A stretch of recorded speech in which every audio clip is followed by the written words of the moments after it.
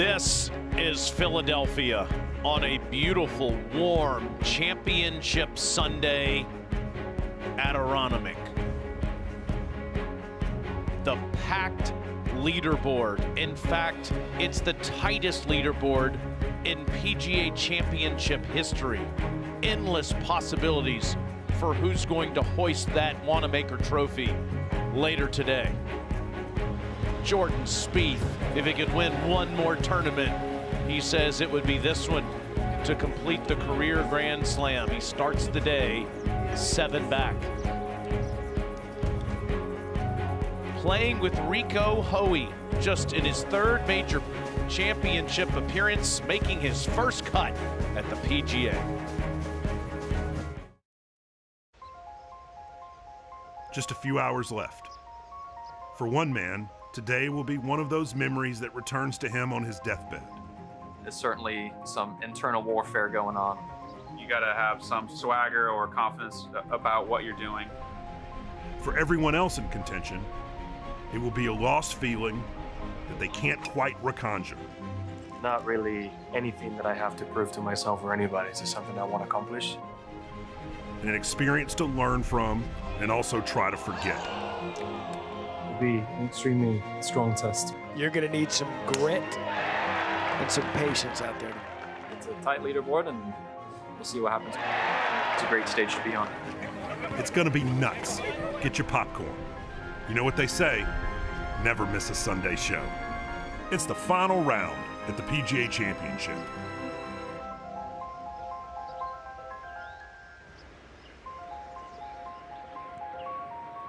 ESPN and the PGA of America proudly present the 2026 PGA Championship. Today, it's final round coverage of featured Group 1 live from Aronimink Golf Club in Newtown Square, Pennsylvania. With the champion, Mark Brooks and Andres Gonzalez. I'm Taylor Zarzer. Fantastic final round weather for Jordan Spieth and Rico Hoey, who are on the first tee, teeing off in 3 minutes. Jordan's ball striking has been strong, but the putter has let him down this week. Similar story for Hoey. Just in his 2nd PGA Championship appearance, 3rd major overall, makes the cut for the first time. Going into this final round, we had a PGA Championship record 30 players within 5 shots of the lead. There are a whopping 52, Mark Brooks, that are 7 back or closer. Well, you're getting into record territory even for the comeback, much less past 51 guys ahead of you. This is how it starts, Brooksy. Yeah, just to hit the fairway, gentle opener. Today's hole location, we're going to show you all 4 this week. Sort of 4 corners. The front part of that green's not really usable because of the slope. So today's hole location, you can see it's the short one on the right. Need to be very precise with this. Usually a wedge coming in here, super short iron. I mean, you're trying to leave yourself uphill birdie putts. Easier said than done. Alex Smalley has never had the lead through 54 holes on the PGA Tour. He's never won as a professional player. How will he handle that? It was fantastic down the stretch yesterday. 14 players reached the top of the board at some point on Saturday. Let's just say they got to the first page. And what about Rory? Starts at 3 under, Scotty at 1 under par. Well, Rory's spotting Alex Smalley 3 shots. It's not like spotting Scotty Scheffler 3 shots. So I like both chances. I like Rory's a lot. A lot. Let's head now to the first tee. Tim Fries from the PGA of America with the announcement. Good day, Rico. Good morning and welcome to the 108th PGA Championship. This is the 10:35 starting time. Now on the tee, please welcome from Texas, Jordan Spieth. 2015 Masters and U.S. Open, 2017 Open Championship, his 10th attempt at completing the career Grand Slam. You must get off to a hot start to give yourself any chance.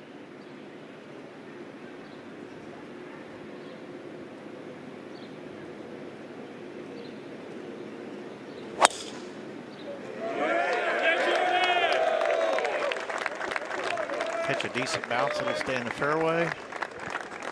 Yes, sir.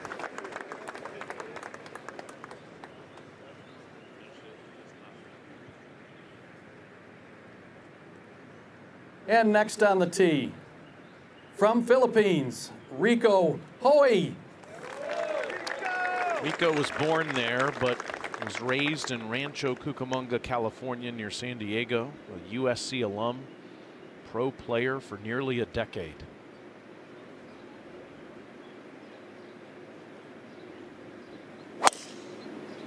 Great ball striker.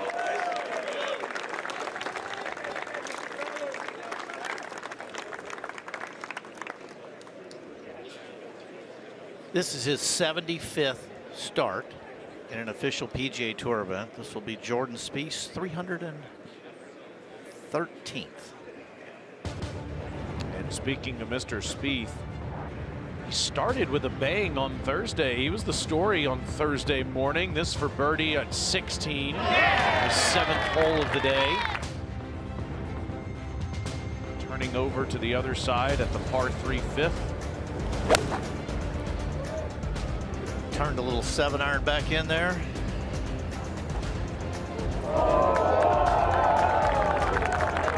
Nice execution there. And then his second into the 6th. Tried to turn it right to left to hold the slope. Just a sand wedge, pretty good shot, and left it right under the hole. He would make it. He was 3 under at that point, but bogeyed 7 and 8 and finished at 1 under par. In the second round, he's back to 2 over for the championship at the par 5 16. Yeah, and he didn't need any more mistakes to get anywhere near that cut line, and that'll help prevent it. However, he did not convert that eagle putt. No, he would 2-putt for birdie. He was 1 over heading into yesterday's round. Here's his 3rd at the par 5 9th. Got creative with the stance, choked way up. Beautiful pitch. He did get that one in. And then at the drivable par 4 13th. Short game wizard. Would make it, get back to even on his round, and 1 over for the championship. Walking with Rico Hoey, and walking with both of them is Andres Gonzalez. Thank you, Taylor. I'm excited for today. Only 7 shots back, and it seems like a lot, but with a leader in Alex Smalley 2 shots ahead of everybody, he has not proven to get himself into the winner's circle on the PGA Tour, let alone in a major. We're in for a treat right now with Jordan Spieth. If somehow he can get something special going on early in his round, trying to close out that career Grand Slam, and then we are able to watch one of the elite ball strikers on the PGA Tour in Rico Hoey. So this is going to be a fun day, and we'll see if they can get this thing going with a hot start. I love what Dre just said there, Brooksy. He's 5 back of 2nd. You know, Smalley has to prove that he can stay in his position. And if you go shoot something in the mid-60s, 64 or so, who knows? Well, no doubt. I mean, if Alex plays really solid, shoots 3 under or whatever or better, then you shake his hand. Tip his cap, yeah. Unfortunately, no offense, but people are assuming he's going to shoot, probably 72 or 3. I mean, I would think that's a fair guess. So he's kind of not, doesn't exist. So looking at the next scores, which are all 4s. Right. We have like 5 of those. So that's the number. And like, what will that climb to? I think 7 is a good guess. 7's kind of a nice either playoff or maybe win number. Perfect start for both of these guys. They'll have a sand iron in their hands. And it's out there, Brooksy. Kurt Kitayama's 5 under through 12. Casey Jarvis is 4 under through 16 on their rounds so far. Alex Norn, 3 under through 7. Let's welcome in the 4th and 5th member of our broadcast team, Jordan Spieth and Michael Greller. Yeah. It's just pretty standard around there, right? Yep, exactly. West, northwest, down to the right. That's what I'm feeling here.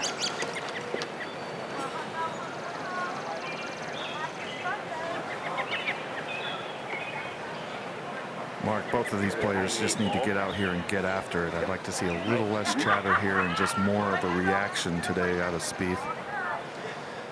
Yeah, this is the at least sixth time they've been around here.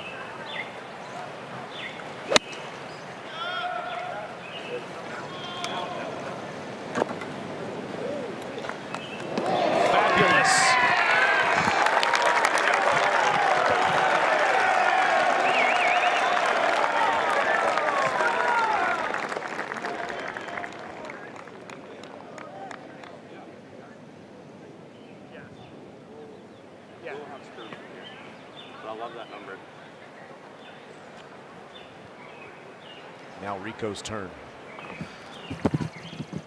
92 yards. This should be very comfortable. Able to control this spin as much as he wants.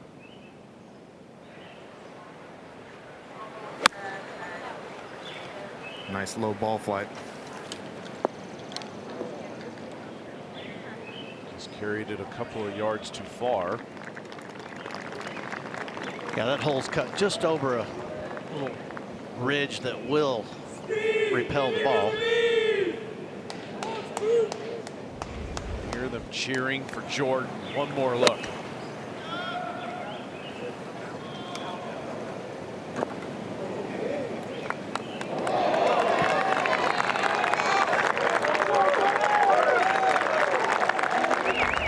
This place will start buzzing if he can get off to a hot start. And we mentioned Kurt Kitayama as the best round going on this championship Sunday. Like Mr. Gonzalez, a UNLV running rebel. Began the day at 4 over and made a putt from where Hoey's going to putt from in a moment. Been at the par 4 second mark. Is he proving you don't have to stuff it in there 3 feet from the hole to make birdie? Maybe. Under the hole. Out of position off the tee here at 3. Yes, but he's way left to a right hole location, so he's got an angle to use the ground. Might be better off there than if you were in the right edge of the fairway, to be honest with you. Boy, that was well guessed. Birdied the first 3, parred 4 and 5, then this at the 6th. This is a downhiller. You can call yourself out of position until that happens. You must roll the rock to give yourself a chance. Made another one at the 9th. He's parred the first 3 holes on the second side. Yeah, he actually missed about a very makeable 10-footer on 11 to get to 6 under for the round, so it can be done, and it will be done. There'll be several people that do it. Through his professional career, Dre, Rico Hoey has tried everything on the greens, and this is his new routine. I don't care what the routine is. He just needs to get a few more putts to fall. He gives himself a lot of opportunities. This is devilishly quick. Great speed. There's a couple of second place finishes on the PGA Tour. Lost in a playoff in Kentucky 2 years ago and finished second in Utah last fall.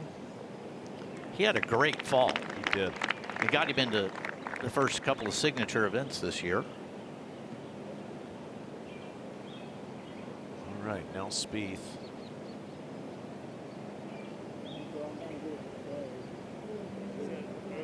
Yeah, starting the day at 1 over. Giving yourself an opportunity like this at the first is great to get off to a good start, but I mean, you just have to have in the back of your mind, you need a perfect round on the greens. He cannot afford to miss any of these. This is 3 feet 1 inch away.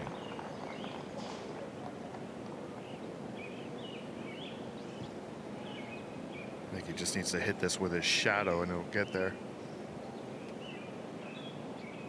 Or just rip the back of the hole out. Don't give it a chance to break much.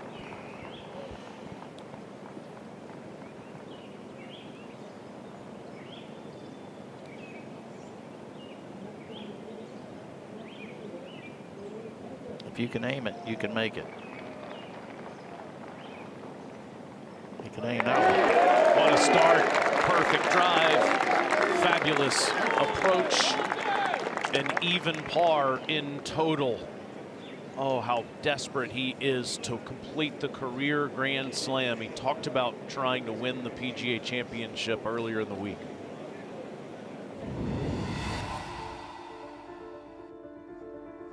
It's the highest our sport gets, right? Jordan Spieth, who's trying to make history, trying to become another career Grand Slam winner. Certainly, having won the other 3, it's an elephant in the room for me. It's a goal of mine. That would be the #1 coolest thing that could happen to me going forward in this sport, I think. Would it creep into my head on a Sunday in contention? Probably. Can I embrace that and use that as an advantage? That would be kind of the fun test. Go back to 2015 at Whistling Straits. He was right there in the fight with Jason Day and finished second, third at Bethpage in 2019. Those were the real chances that he's had through the years. 5 of those 6 players did it pretty quickly. Rory in his 11th try at the Masters last year, and of course won it again this year. I do wonder when Jordan wins again, will he start winning a bunch as he gets ready to play this dogleg left second? Hole location you can see right there, front left. Definitely the friendliest hole location of the week. Early on, this breeze is not out of the south. I heard Mr. Greller advising Jordan soft north-northwest, so it hasn't switched yet. It's supposed to today. Yeah, just a breath into him currently out of the right. Mainly in? Yes, maybe hint off the right. You're going with 3 wood here, a little easier to turn over a wood with a little bit more loft. 275 to cover the first bunker on the inside corner. Yeah, this gives you a lot more room down the right center. But not that far right. Just real quick. Get on the people, please. The golf ball typically does listen to Jordan.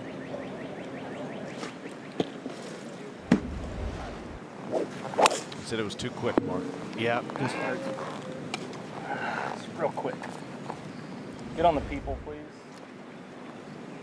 And now Hoey. Going to take a different route, which I like. Just take everything out. Starting at the bunkers and fading back. Needs to land soft to stay in the fairway, though.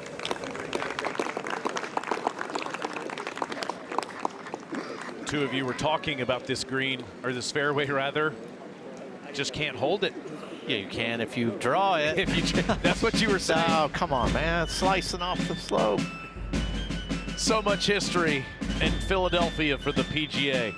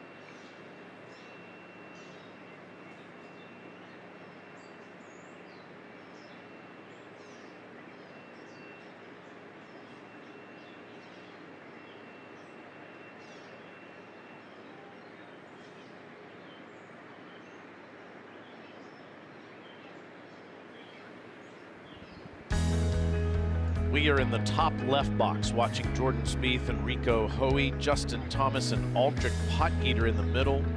Our friends Peter Burns, Carl Paulson, and Matt Every have the call of that. Matt Fitzpatrick and Sahith Theegala in the top right. Wes Durham and Hunter Mahan on the call for that. Colin Morikawa and Elvis Smiley are in the bottom left. Good to see Morikawa healthy again. And our featured hole coverage has the 13th, the 16th, and the 17th.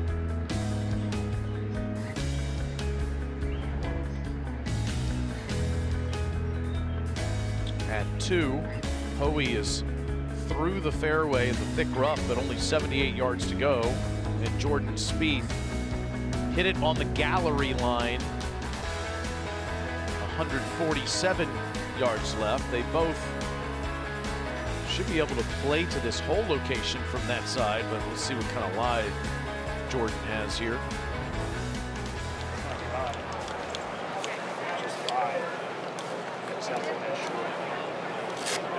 43 front. 50 off the right. Yeah, west is just a touch off the right.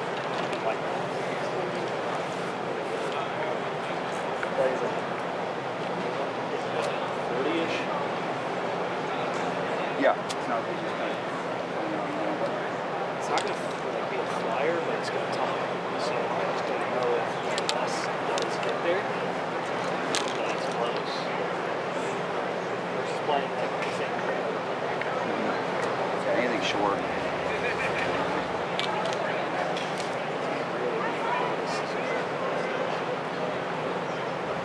You could not ask for a better lie than Jordan Spieth has right now. It is sitting very clean. Sounded like he was wondering about a flyer here, Drake. Yeah, I mean, I understand talking about it, but I don't think that it's going to. I think he's going to be able to get a fair amount of club on this ball, and it should be able to maybe even have some check on it. A little right. Just a little right. Right. Right.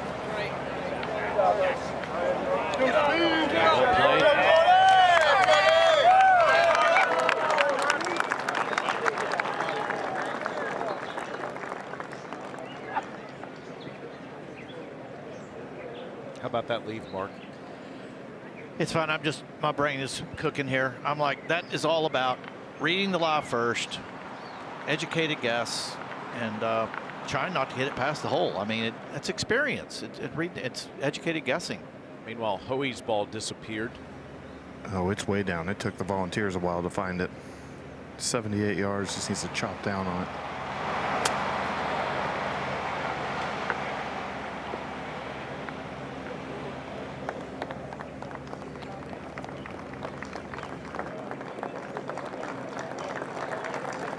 Not bad, a little but downhiller. Left it, got it above the hole. Doesn't mean you can't make it. But it's about, you got to read the lie. I mean, you've been here. Turf the texture hasn't changed out there. And, you know, it's just a matter of feel. It's feel and educated guessing and trying to figure out how to not hit it past the hole, which is exactly what he did. So, lesson at home, keep it simple. I mean, break it down into its rudimentary pieces. And the first thing is the lie you have. Jordan off the green, but will be using his putter here and has a good look. It will not count as a putt from off the green, but that has been the issue for Jordan this week and for Rico Hoey. Neither one of them has had less than 30 putts in a round. If you're going to win the PGA Championship, you have to have a magical day with the flat stick, I should say.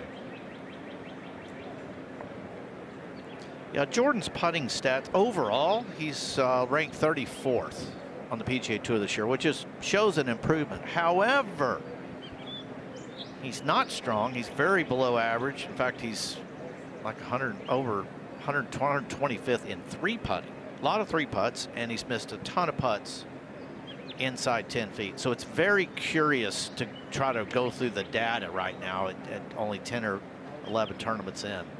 This week's not going to help those stats, I will say that.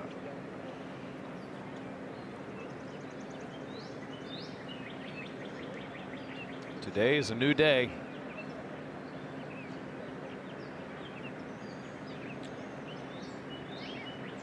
Are you trying to say we should forget about the first three? That's a good idea. Yeah, both of them have just outside 17 feet. Jordan is technically a little bit closer to the hole than Hoey. And Rico will go first. A little bit downhill here for Rico, and they're not seeing a whole lot. I think it should fall a little bit to the left. But again, I think the overall consensus on these greens all week is your speed is going to dictate how much this ball is breaking or how much it isn't.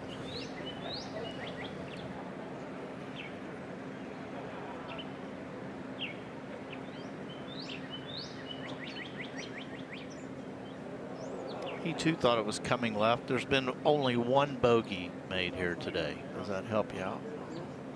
7 birdies and a bunch of pars. And we're about halfway through right here. That's almost 40 players. 82 made the cut, so.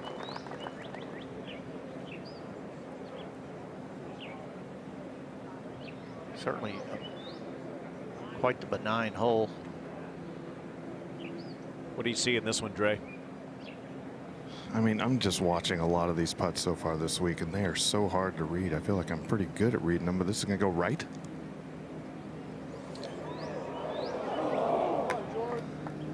There's so many little different bumps and undulations in these greens. They are tough for these players.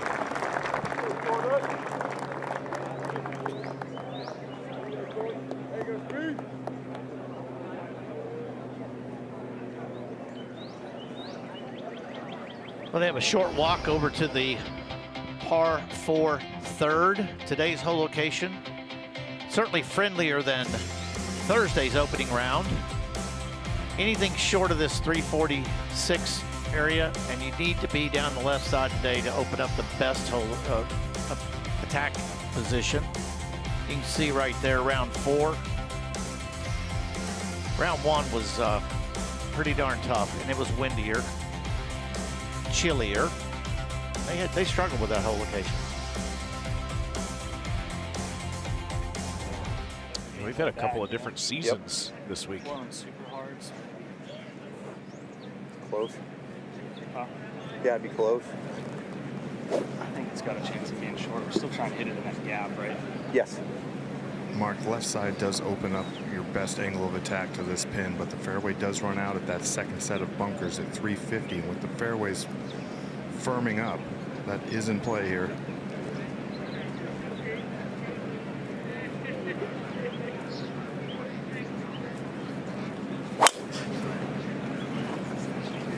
It's still a better angle, though, even if you didn't end up on the fairway grass. I'll assure you, that's going to be good. What do you like? It's so up between the trees, that U.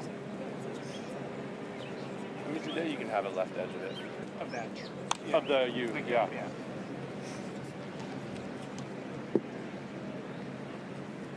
We've already had 8 birdies here today. Only a couple of bogeys, so we're still in birdie mode. I like this play. This is leaking up the right edge. Needs to hold. To hit 3 wood, it should stick better than a driver would. How you, Jordan? Right on by Jordan's driver there. It's plenty good.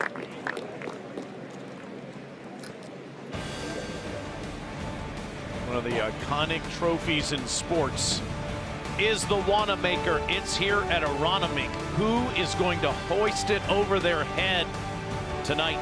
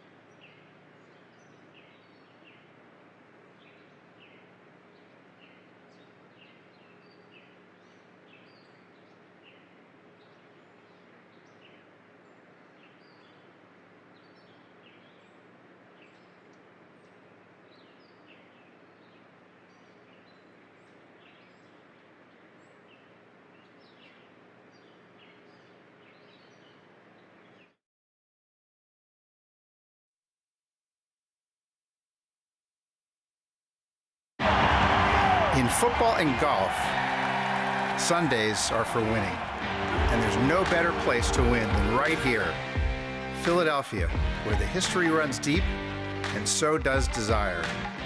Fly Eagles Fly is our rallying cry.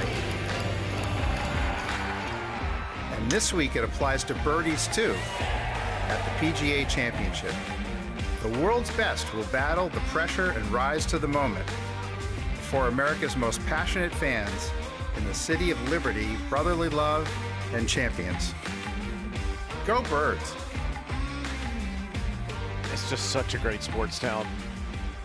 And it's felt a little bit like an Eagles versus Cowboys game, especially when Scotty Scheffler or Jordan Spieth is out there on the course, both being Dallas guys.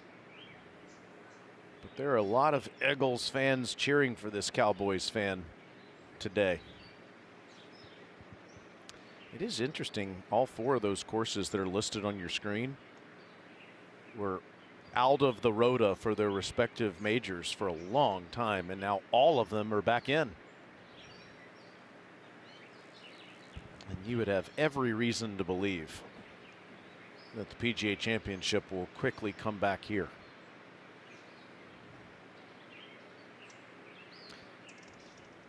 I certainly hope so.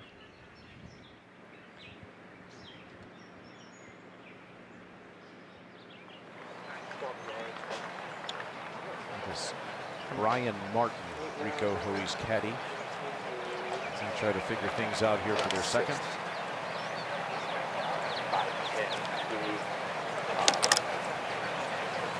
We're supposed to be getting near 90 degrees later today. We have winds laying down. There's not a lot of movement right now. Pretty stagnant. Right? 118, yeah. I mean, ideally, the left edge of the tower. With this, we got that covered here. But yeah, you can. Because you can see that that knob right there. Right. So that's where everything wants to kind of go for the. But yeah, if you want to just left it out, it's money. The 1/8 is full. Yeah, exactly. Yep, exactly. Mark, there's a little mound along the left of this whole location that you can utilize. The trick here is the first bounce as he screens from up has been very big here the last couple days. Yeah, but at +1, you're not really protecting, I hope. Just needs to land soft. Carried it way deep. It landed on top of the mound over the flag. Yeah, that. Now just 121 yards left for Spieth. There's just a little bit of a tailwind here, so needs to be a little more cognizant of where he's landing this than Hoey was. Probably about 8 paces short and just have it one hop and stop. I think anything left of this is where he's looking. You can ground cut this a little bit if you want.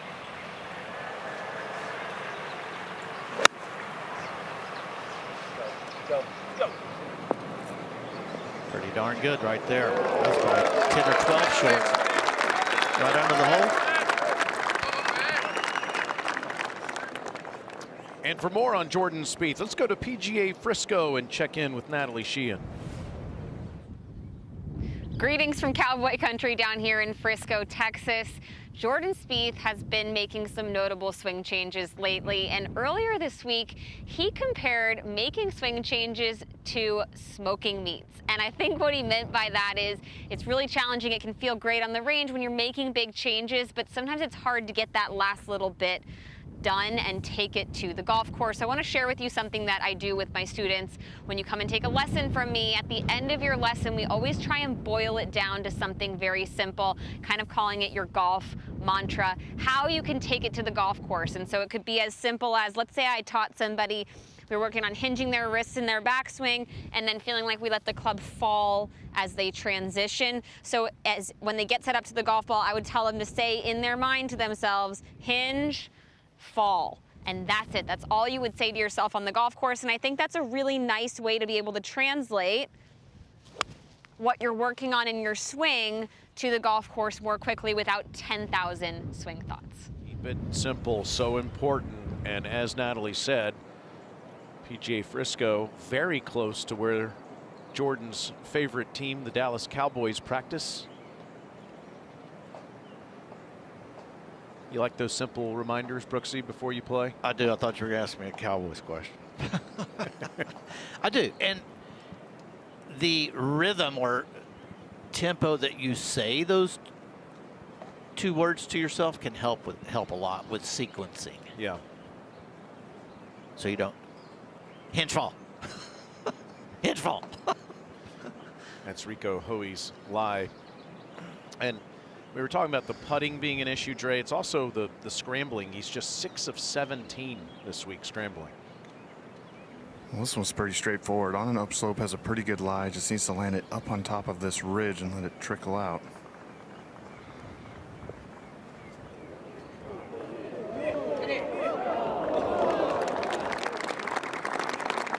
Seven for 18.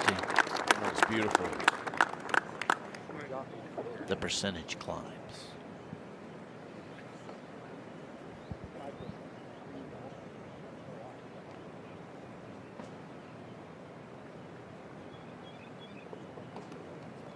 Three pars to start. But that was had to be a miscalculation out there. What something, because he missed his landing spot by 15 yards or more.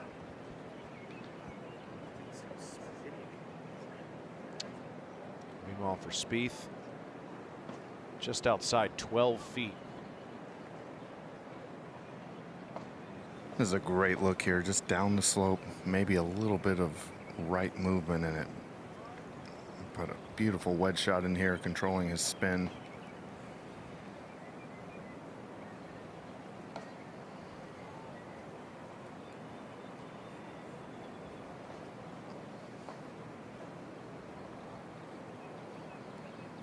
He has a little different demeanor than he has the last couple of days. He seems pretty focused when he's getting here to the greens.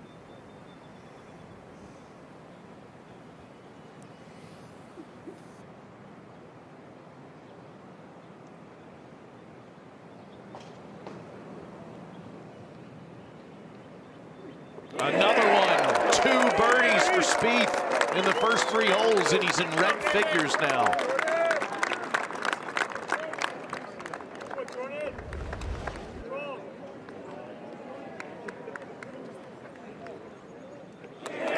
Read perfectly.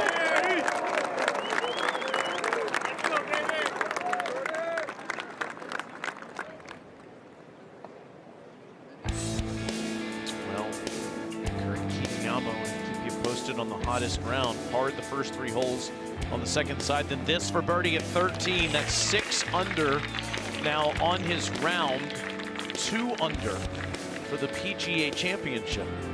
They'd move that one up right around 300 yards today. That'd be a pretty good number to hit. Move it down this fairway about 300 yards. It'll leave you kind of a little 9-iron. They're going to blast drivers. 460, fairway tilts hard left to right here.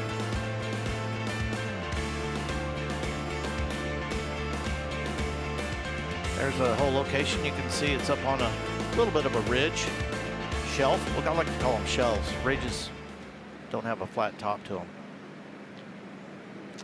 3 back of second suddenly for Spieth. Wind in off the right. Which is a help here. Overdid Get down, get down, get down, get down, get down, get down, get down, get down, get down, get down.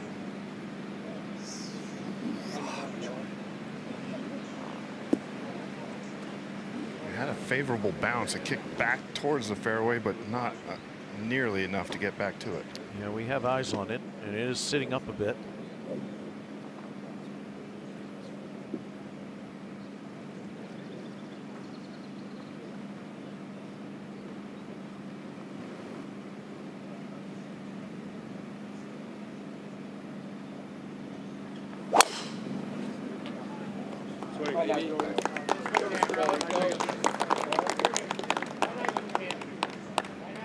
Another straight ball for Rico. Beautiful. Jordan Spieth is making a move here on ESPN Plus in the final round of the PGA Championship.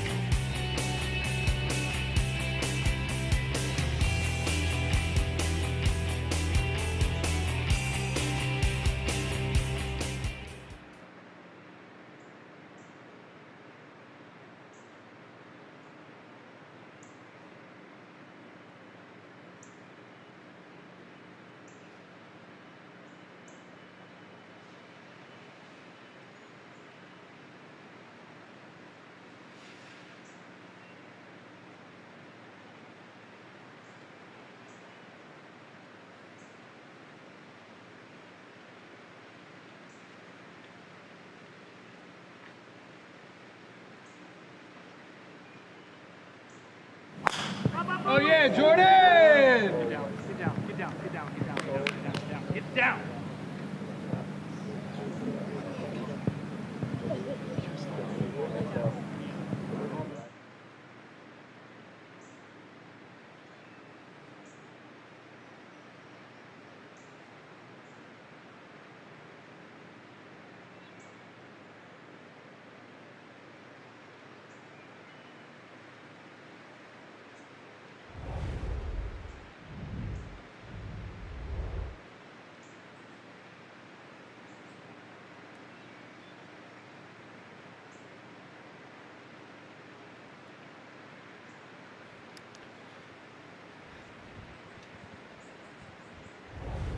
Well, for all those that believe in talking to your golf ball,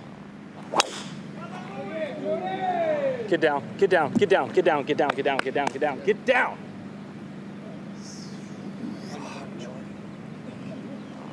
looking at the contact that he made off the heel of the club, and you see a lot of the golf ball there, but it looks like a bit of a bird's nest. We'll ask Dre about it. 159 yards to go for Spieth there in the left rough, and Hoey with another beautiful tee shot. Bird's nest for sure. It's a little bit unfortunate. It's outside the ropes and it's pretty trampled down everywhere except for where his ball has come to rest. It was like, no, it was, and then we saw like, yeah, it was like 14, 15, 16. Well, Mr. Brooks, do you have any advice for how to play out of a bird's nest? You're going to probably have to break the egg, for one. Another feature at Aronimink, and it's true of a lot of these golden age architecture golf courses, open in front. Not necessarily open to get to the flag or where the hole's cut today, but they're going to be open in front, so you have a little bit of that, way more of the linksy style options here.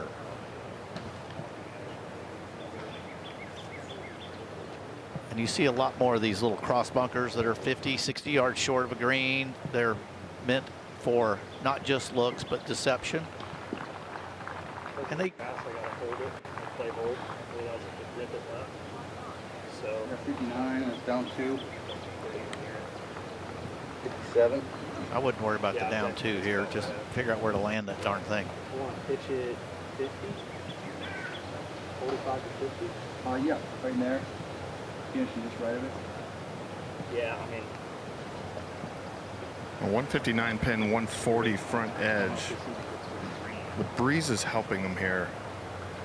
Back into their face. It should get that ball to float just a little bit more and come down and land softer. I landed 45. I'm going to play it like 55 of this. Okay. Yeah, this angle. Well, you have a choice. You can make the ball run, or you can kind of guess at it. And I'd probably go for the, and there is no flag stick on the green right now. It's just middle of the green. And this ball has the ability to jump out of this lie as well.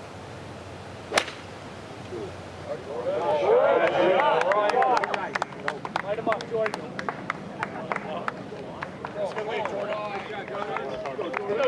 Landed about 15 short. Beats being long.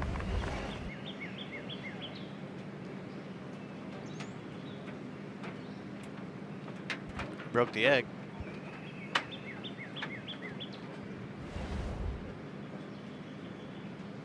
Keep yourself in play, clearly was big key there. Stay below the holes. Yeah. Now, can Rico Hoey and caddy Brian Martin get the right yardage here?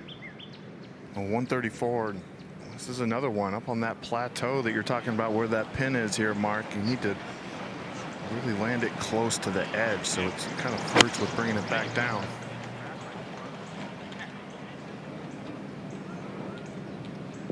He has been past the flag all 4 times and way too long on the last 2 holes. Yeah, that carried. He had 34 hole. He should have been looking around 28.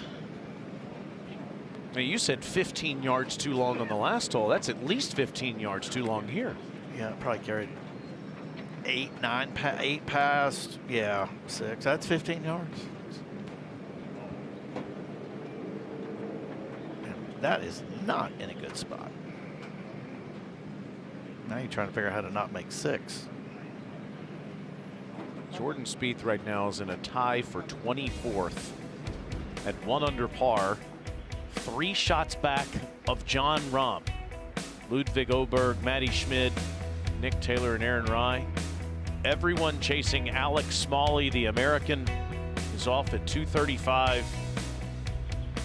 He's the only player in the last 7 groups to shoot under par yesterday in challenging windy conditions.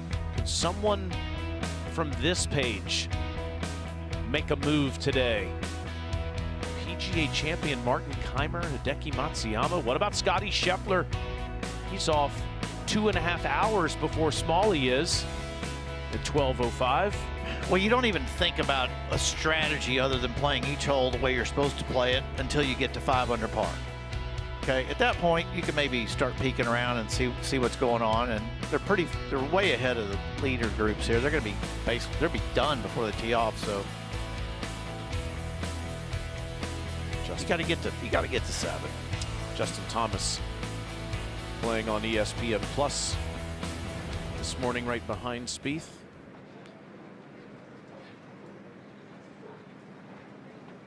I mean, you're not going to be able to, stranglehold, choke a bunch of birdies out of this place, but you can make a bunch of birdies if you just do it right and convert the putts. Rico's made a bunch of birdies. Mark has made 12 this week. It's been the bogeys and a double.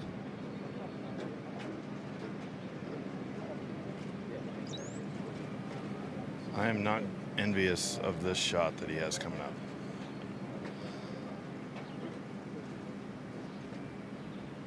It's in the fan area outside the ropes. It is very matted down. It's almost like sitting on hard pan. And I think you just have to get this on the putting surface. I mean, this has 35 feet center of the green written all over it. Anything closer is a pleasant mistake.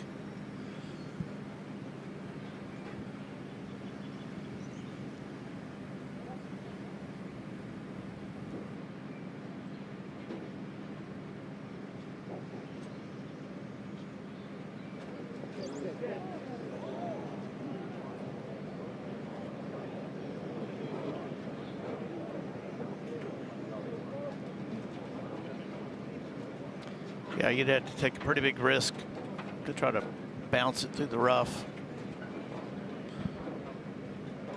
And that one little cut is, I mean, it's literally only about 2 feet wide. I'm talking about where it's not as long. Yeah, that's the only chance he would have had landing in that first cut, having it hop up. You can see where Jordan is standing. That's actually running away from that pin. So there's that little shelf.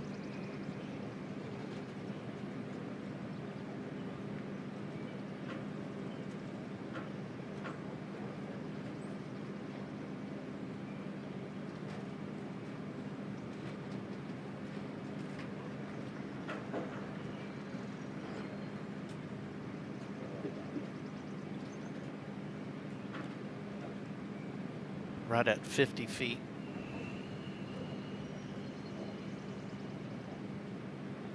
And this is uphill the entire way until maybe the last 3 feet, and then it flattens out. Probably not what you thought you'd have for par from 134, 134 in the middle of the fairway. Well, 2 big wedge misses the last couple of holes, and both were long. I'm curious to see if that's going to be a constant. It is warming up. Should tell something. Yeah, that to had Jordan for pace.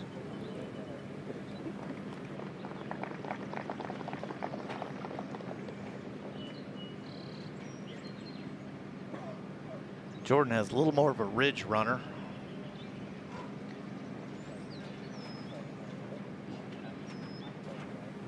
I like that term, Mark. Ridge runner.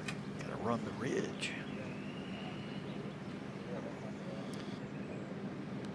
You can see they're about 10 feet short of the hole. That ridge is running on a diagonal, so he's probably got a little bit of a double breaker here at the end.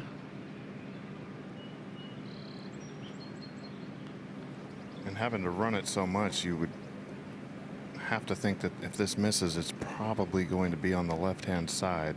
Yep. Anything right, if you miss it too far right, it can run away from the hole back down to the middle of the green. To the right, now should go back left. Nice lag there.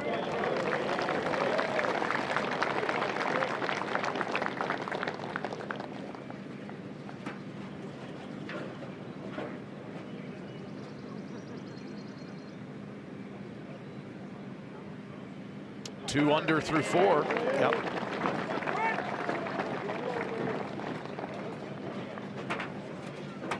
Missed a couple of fairways, but good shots to leave him under the hole to make those pars. Took advantage 2 times he's been in the fairway with a scoring club.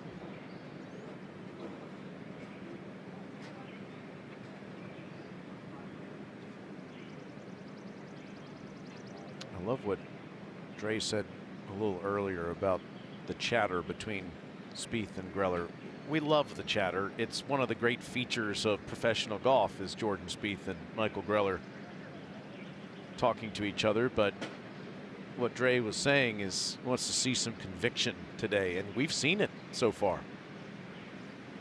Hoey to minimize the damage.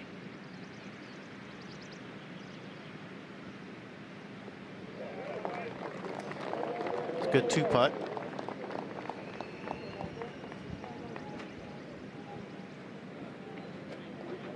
And now it's time for the first par 3 on the course. 179 yards. It's back over on the left. We're similar to what it was the first round. It's a little deeper. They moved the tee up just a little bit. Back there in a little, I wouldn't call it a bowl, I'd call it more of a valley, shelfy little shelf valley. Get the yardage right, you got to fit it in between there. Short's better than long. That's pretty common here at Aronimink.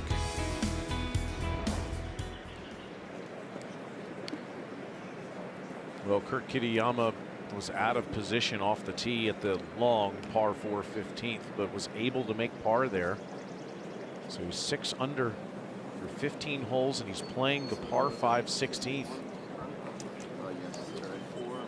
Easiest hole in the course in terms of its relation to par. So who knows, maybe a 63 or better is out there on Championship Sunday. But it's a hard shot.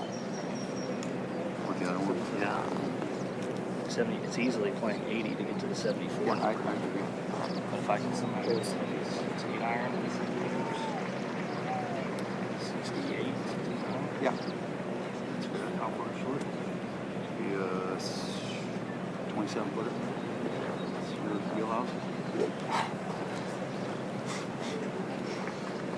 Okay. All right. Just think it's that. Yeah, I think it's a really bad number, and that one's always, 30 feet. I just wish that it was more here. Like the fact that it's here. You still see it's touching off the right. think it's a little off the right? I think you gotta play that. And if it's not, it's just gonna hold straight, you know. Well, you mentioned this being a similar pin location, 6 paces deeper into the green than the first day, but he hit one to about 3 feet in round 1. Trying to draw this in. 8 iron. You can give it pretty much the full treatment here. Just look right at the hole and rip you a draw in there. My goodness, that's going to be fun. Go, get to the green, get to the green. Holy smokes, that got mashed. It's just like there was more commitment and talk about the wind and all that, opposed to get on that 8 iron early and get on that hard draw, man. It's just like more thought into the execution of what needed to be done. With no wind, right? It'd be on it, right? So just honestly not as strong at the moment. Normal ball. I think you can take a little off. Congratulations to Ben Kern. What's your number? From the Corebridge Financial team of 20. Yeah. The only one to make the cut. Shot 67 on Friday.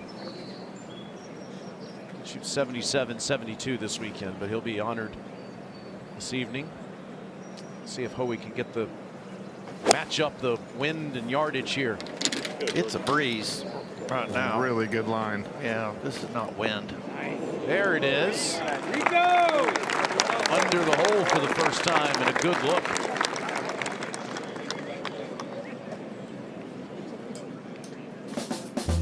All of Mother Nature's creations are out there today, enjoying the final round of the PGA Championship.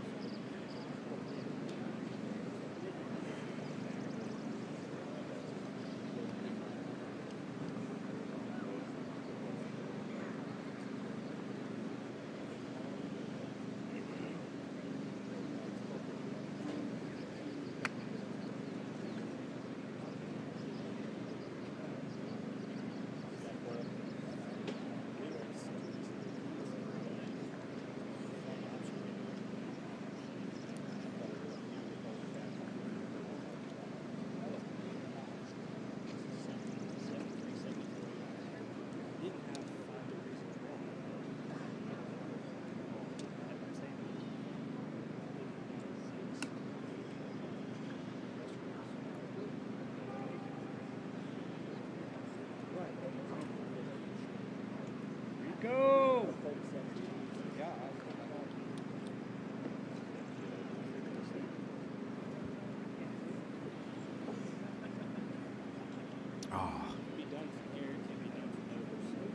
Run wild, my friend. Gosh, what a great Sunday.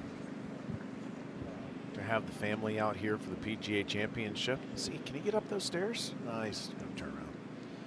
And animals, you know, that last clip, that wasn't a dog. What was it? It was a doodle. There's a difference? Yeah. Doodles are not dogs. Rico, just 10 feet to go. Jordan has 73 feet left. And uphill the entire way, up over a ridge, breaking about 8 feet. This is all you want.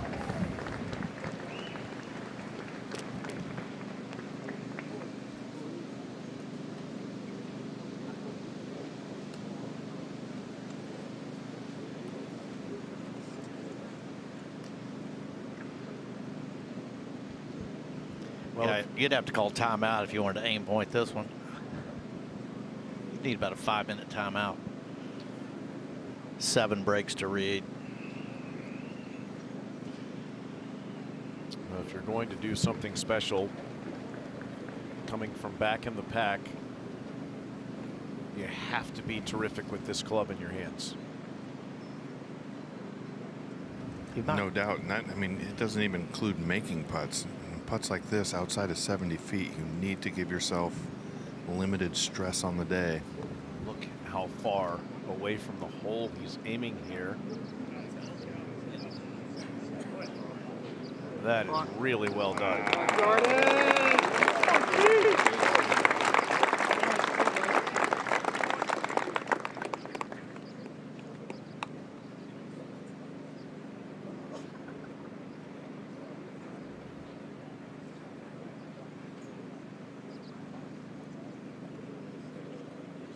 .73 feet to 3 feet. Yeah, there's only been 2 bogeys here today. Only 2. Not a bunch of 2s, but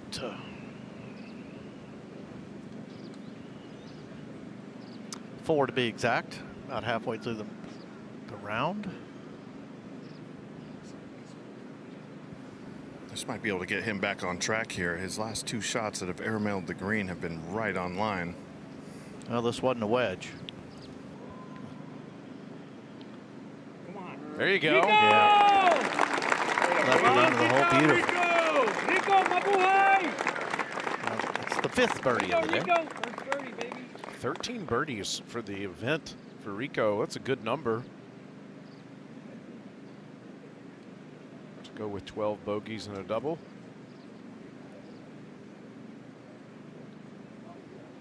You just had to mention that part. Well, it's the reason he's won over. Okay. Now Jordan to stay in red figures. 3 feet 8 inches. It does play a little bit downhill here. This is a quick putt.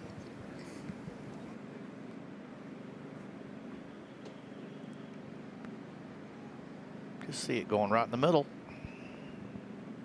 Oh, he Didn't do pulled it. Yeah, he did. Right edge firm. It's a lot of break.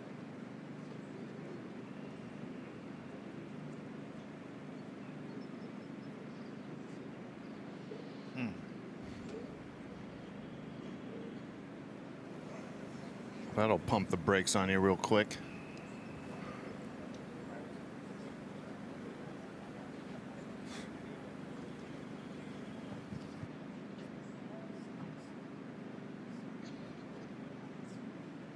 About the same length here, but this is definitely inside left.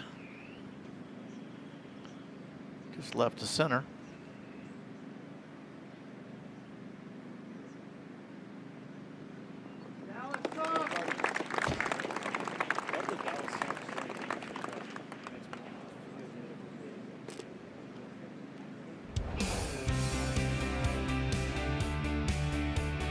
.380 yards today. They put this whole location really tight in the front right. That second round, and over there was the one gave them the most trouble. By far the most trouble, pardon me. Number 4, round 4 pin right there. Not a ton of birdies, just a handful so far today. Saw Mr. Kitayama make one. 311 to the left open.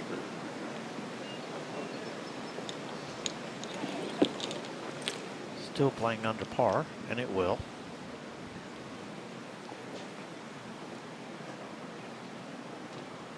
This tee shot plays a little bit uphill. A 310 to the bunker on the left-hand side through the fairway. That's right where he's headed. May need to get down. That looked like maybe one of those small drivers.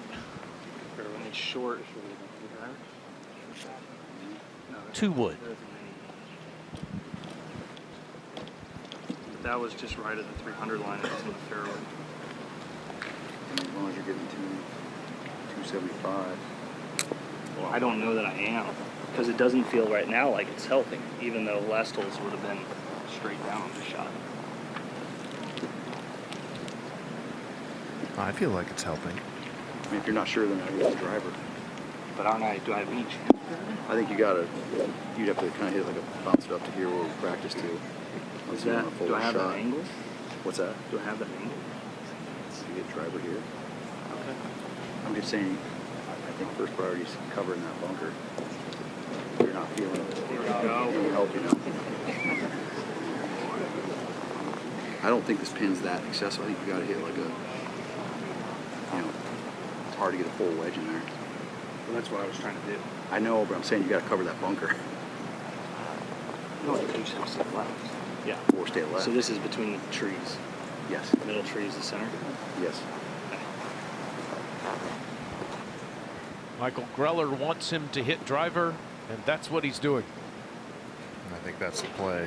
310 over the last bunker on the right-hand side to cover. And it does feel like there's a little bit of help behind him out of the left.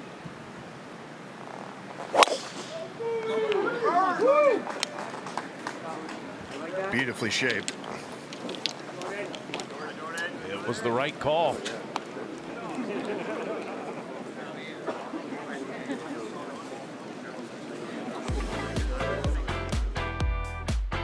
Go back and watch a video of Mark Brooks trying to raise that thing above his head in 1996.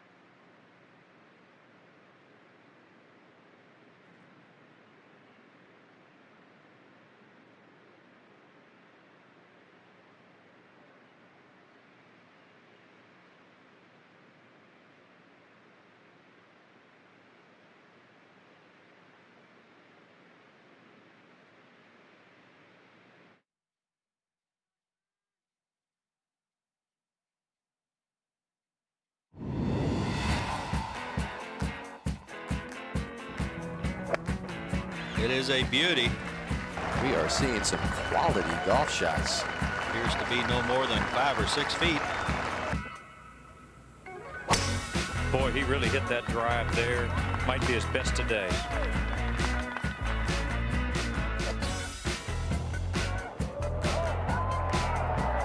Yeah, he's really swinging well. Mark Brooks has won the 78th PGA Championship. Almost took one in the teeth there, didn't you? I did. That was awful kind of you guys. Man, that was such a great memory, and I know it was the crowning achievement of your great career, leading the PGA Tour all time and starts made, and winning the PGA Championship back at Valhalla in 1996. Love that Hogan hat that you were wearing too. Well, that was Bob Murphy was on there, but what what I took away? They were all acting so shocked when I hit good shots. Look how well he's swinging. Yeah, my God, the guy's actually got a golf swing. Hoey 91 yards left, and Jordan just 65 yards to go here. I'll take Hoey. Because it's closer to a full swing? Yeah, I think you can spin it in there, use a little bit of a, there's just a tiny little slope left to right. I'll be going for the zipper. And also where Jordan is, right in line with him, there's a bunker, and it slopes directly away from him from the front edge to the pin, so it's going to be tough for him to get it close. I mean, that's fine if it's on the ass.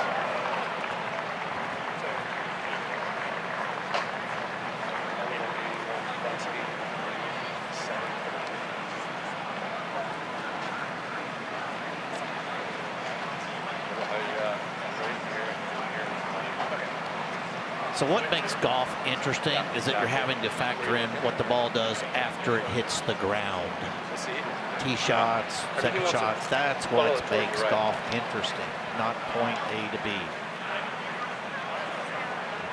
He might be trying to cut this just a little bit to have it spin to the right.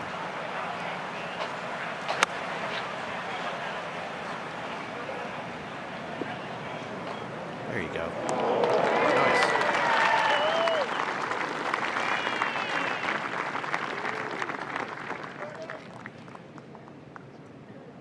Two great swings in a row from Hoey on approach. Now, Jordan Spieth just over 60 yards left, Ray.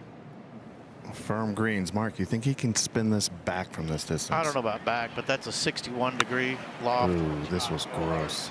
A little heavy. Or is he trying to bounce it up? I just think he went in there with a little bit of indecision and tried to do a little bit of both. Well, he set it on the tee box. You can't get anywhere near this pin.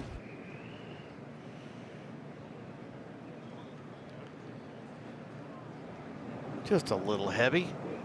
Yeah, he was going for a one-hop skipper.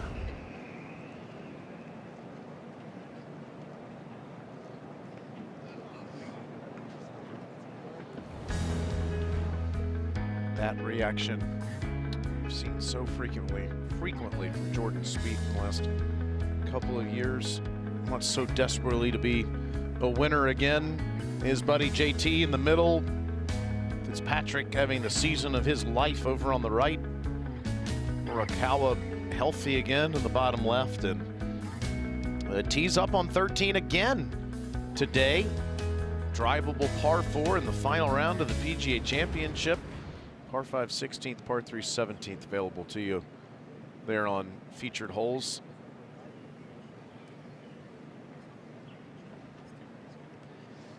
And normally he's pretty strong in bounce back birdies after bogeys. He's 0 for 8 this week. This was a big mistake here, Mark. He is way out of position. He has to go straight up with this if he wants to get it close to the hole. Landing it as close to that pin location as possible. Anything that lands short is going to propel away from him.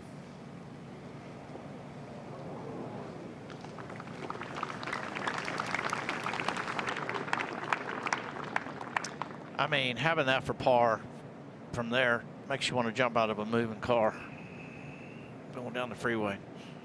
Just open the door, step out. You just feel so incompetent.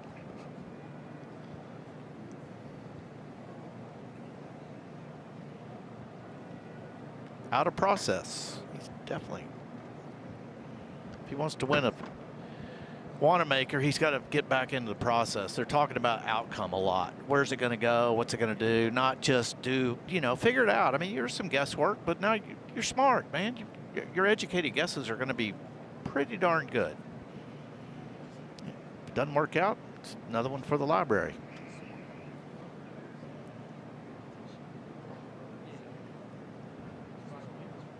It's not just overthinking, it's wrong thinking.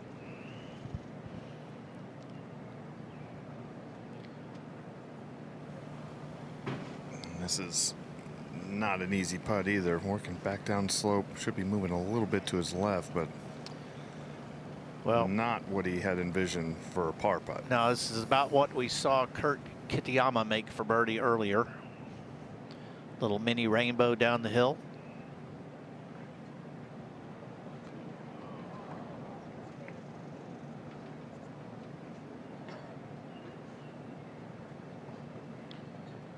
So great start. 2 under through 3. Yeah, that's definitely a big speed bump in the momentum category.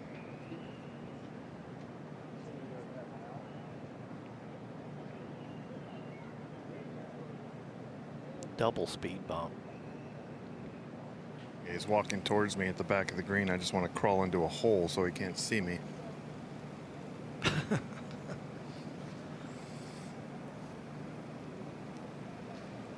What a beautiful wedge shot here by Hoey, and has a great look. Yeah, he definitely hit less than driver off that tee. That was a little 3-finger mini driver. You should be able to just split this left edge. Most of the break is going to come when the ball's slowing down.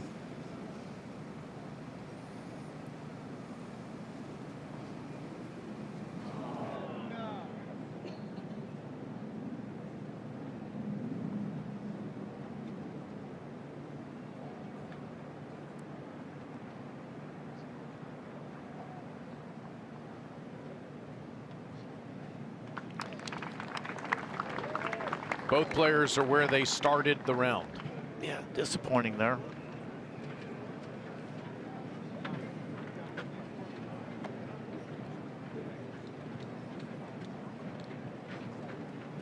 PGA Junior League is bringing friends, families, and communities together through golf, all with expert PGA and LPGA coaching. Find a team near you at PGAJuniorLeague.com. Leave nothing back. I love it. Take you off your feet. Is there anything more fulfilling than watching a young child with a club in their hands, excited to play the game? Let's go down to 7. You can't see where these balls are going to land from the tee, Mark. Well, you have a choice off the tee. Pretty much everybody's hitting driver. I don't think I've seen anybody not hit driver, but this fairway's been pretty elusive.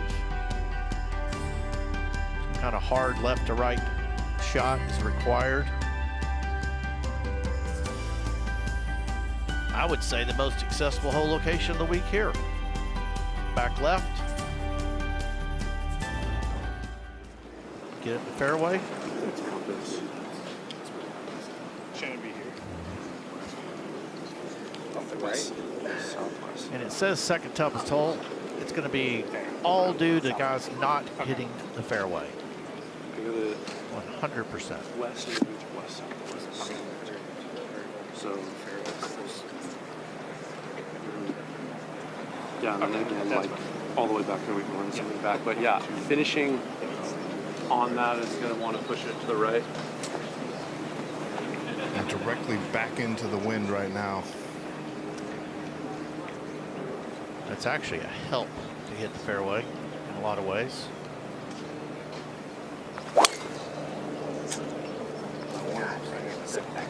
And this is up the left-hand side. This is going to need some help to stay in the fairway. Is my center line the right edge? And he knew it. And we might mention, right off this tee is not good. This has the really long fescue hummocks or mounds. Right center. Pretty much chip out. Jordan has the distance that he might be able to challenge those hummocks a little bit more on that right-hand side. There's a breeze into his face, but not much of one. He was in there yesterday. I don't think he wants to revisit. I would hope.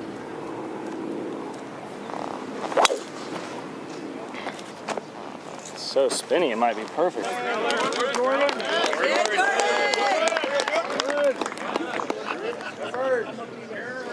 Thumbs up. I don't think it's in the fairway, however. It's got plenty of green here. I can smell the cheesesteaks. They're all over the course and all over the Philadelphia community. What's your pick going to be?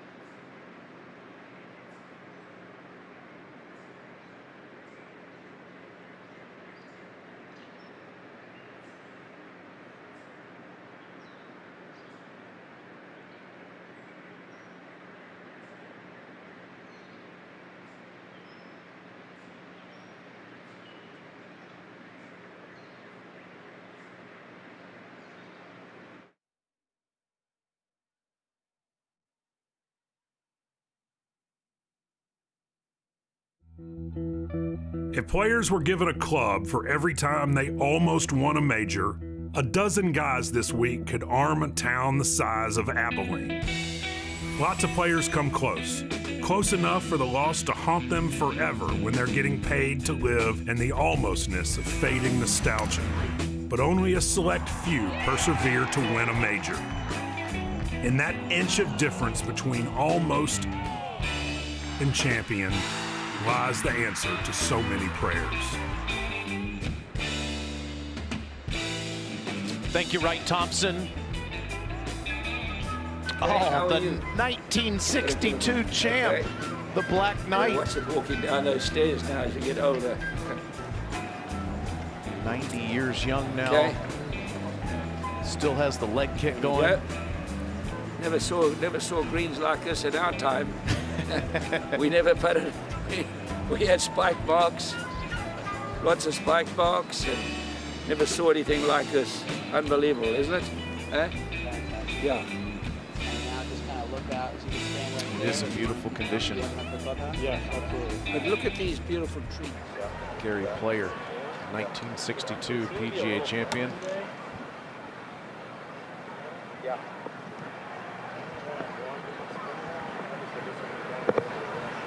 Jordan Spieth getting ready to play his approach shot here at the 7th. From 147, falls on a little bit of a downslope, which I think is going to help him. Wind in out of the left, trying to fight this down and skip it back to this pin location. Falls off quickly, long and left. Clearly his drive was in the fairway. Green light special. Good shot.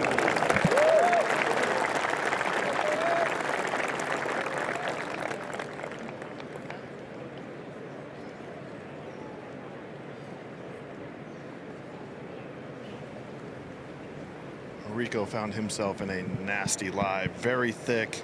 Going to have a tough time controlling it, and when it lands, it's going to have no spin. So somewhere ideally on the front edge of the green to have it release to the back, but just controlling it that much to land it specifically there is going to be a tall task.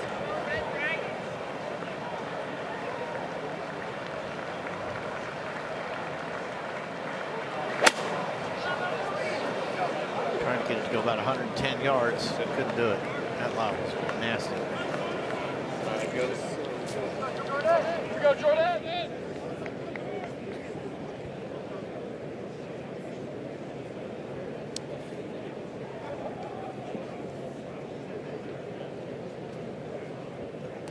Great experience for Rico Hoey today, and just his 3rd major championship start, making his first cut. This will serve him well. 30-year-old, Southern California, born in the Philippines. It has been a long, hard road, as it is for many professionals. He's a great junior player, and then college player at USC.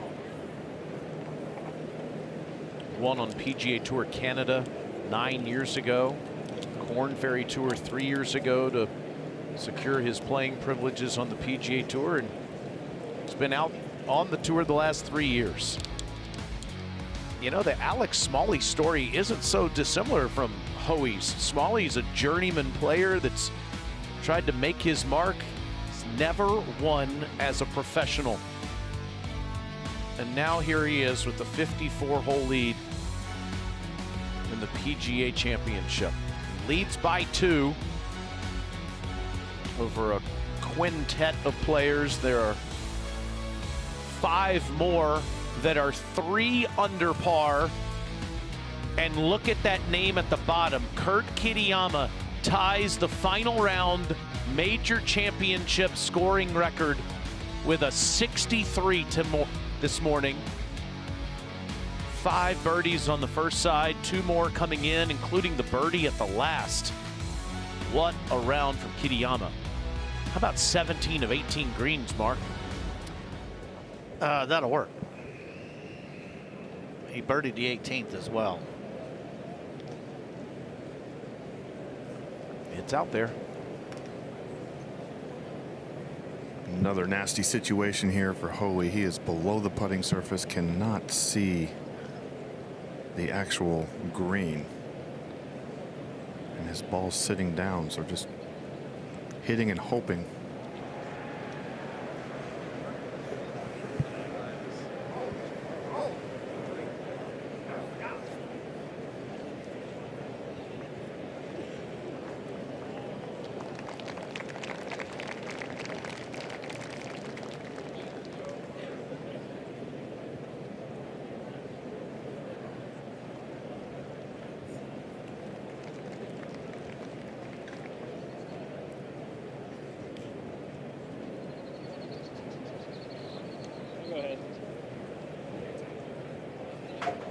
Fascinating to watch that Smalley Schmid pairing.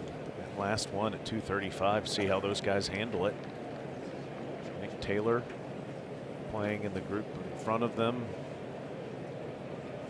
His winner never has won a major though. John Rahm trying to get 3 legs of the Grand Slam today. Jordan Spieth has had those 3 legs since 2017. Perfect position here. Fat part of the green, pin high, putting back uphill.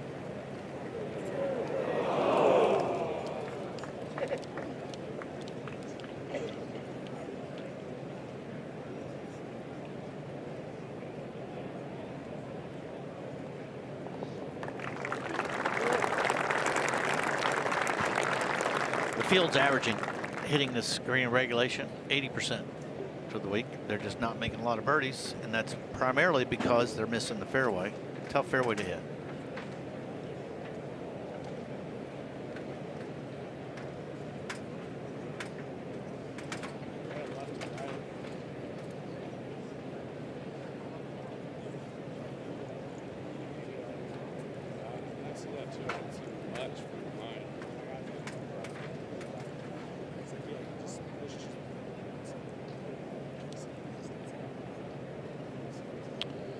Expecting gusts of wind that'll reach somewhere around 25 miles an hour this afternoon as the last groups are in the middle of their round.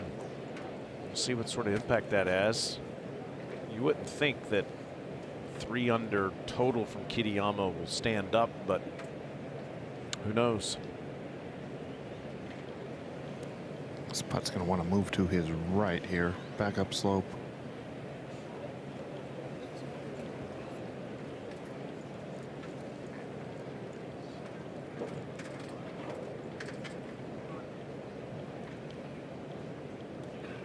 Round so far through 7 holes for Hoey is the microcosm of the week.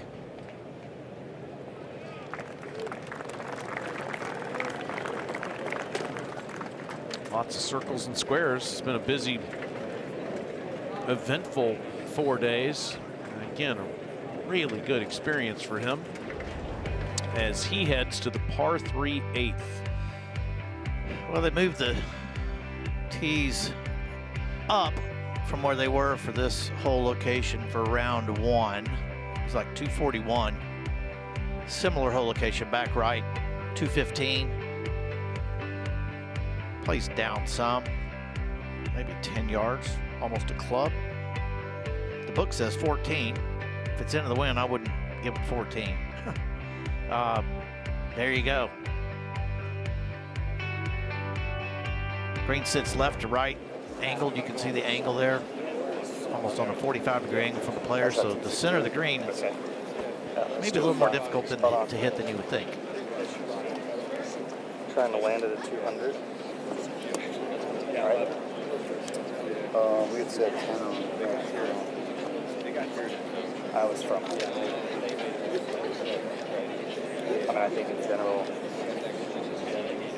15 on maybe this is at 95. I think we're 95 to 200. Much of it now. Go off the left. What's the actual cover?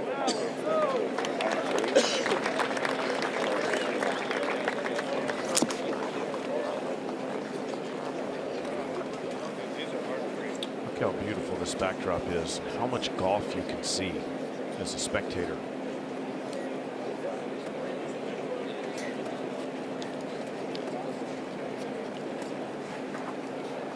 not blowing very hard. I just ripped a 6, but it's also, it has to be left, right?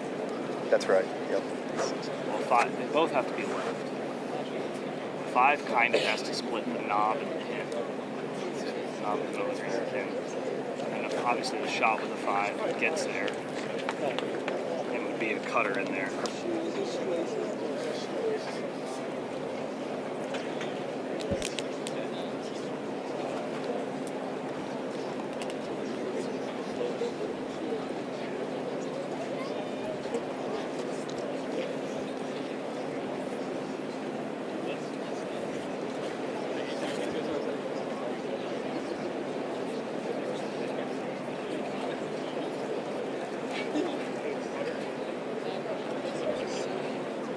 Now you can see a piece of 8, not the whole hole, the entire hole, 8 holes from right there. That's awesome. So 11 to the left. Jump over that 16 above the hole sign number 8. That's 16, the par 5. 15 tees above that. We're on 8. That's 9 fairway. 10 fairway coming the opposite direction. Well, I love 17 in the background. That huge stand is for spectator areas for 17. Mark, people talk often about an architect and their work on strategy and how holes will play. Another big part of it is making a stage. If you want a major championship, if that's what the members want, then you need to build it so that it's a great spectating course. Well, you think last year at Quail Hollow, around the last 5 holes, and around that big body of water, you can see 5 different holes. And here you can see as many as 8. That's a I'm going to say a wonderful thing for spectating. I think Donald Ross designed it with the land he was given, and he created what turned out to be a great spectator championship course, because that's what he was trying to do. But the routing's number 1. That's the most important part of the golf of a golf course. Number 2 are the greens. Fade 5, and I'd say 205 he clubs. killed it on both. A little more going downhill. I don't want to. I'm not worried about the 5 being short.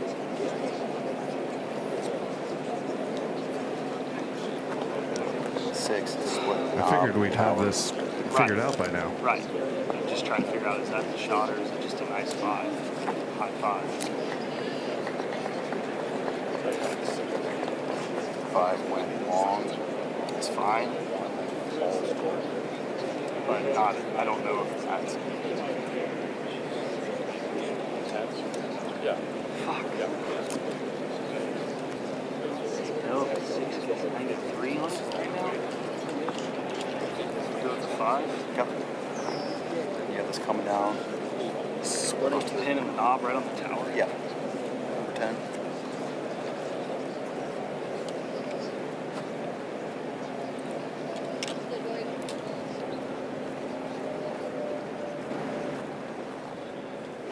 A 216 playing downhill, wind in out of the left. So this is a 5-iron.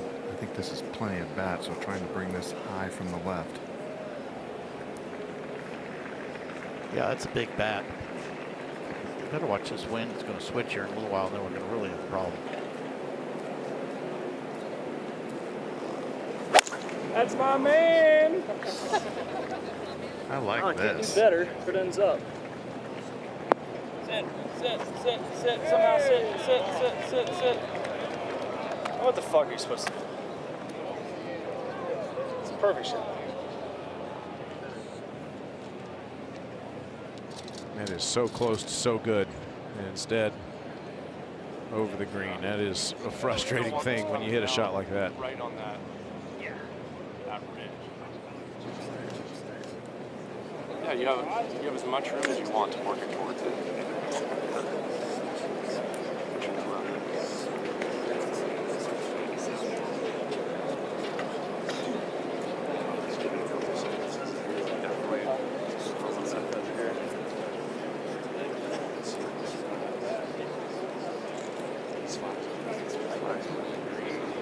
The wind is dancing around just a little bit. Those ones over here are still a few. Mostly out of the left, but it was kind of coming in and then left and then in.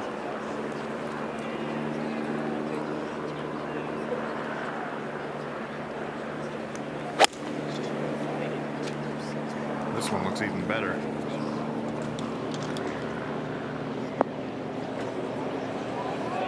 Careful. Nope.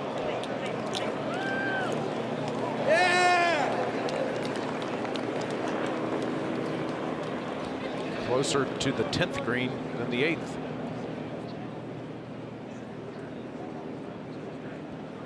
Well, the story of Sunday so far is Kurt Kitayama signing a final round 63, tying the mark for the lowest round in the final round of a major championship. There's several others that have done it. Kurt Kitayama for birdie at the first.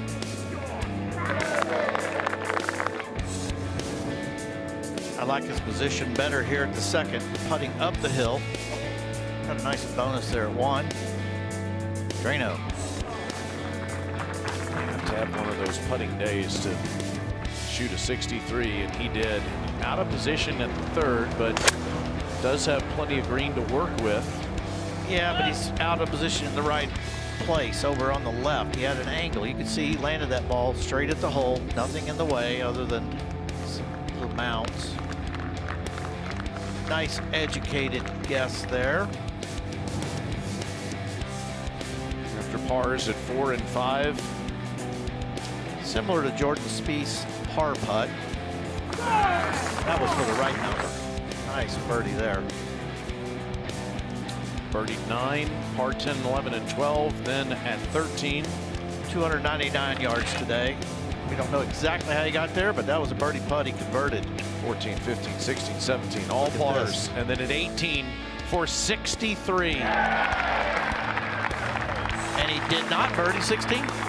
Quite a very reachable, easily birdieable par 5. What a round. No bogeys. Henrik Stenson at Troon. Johnny Miller at Oakmont. Kurt Kitayama at Aronimink.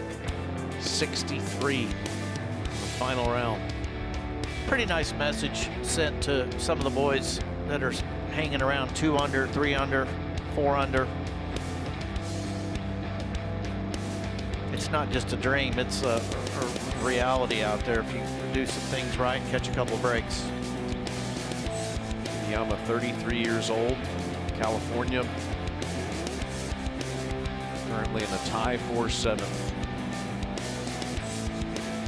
Have to think all these guys still very much have a chance.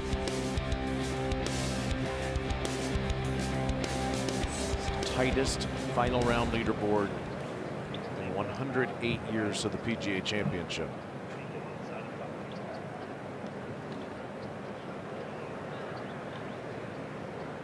How do you get it close here, Brooksy? Off of the tee, that is. Well, it's got to land short of where they did, obviously. I mean, you can see they're not alone being long.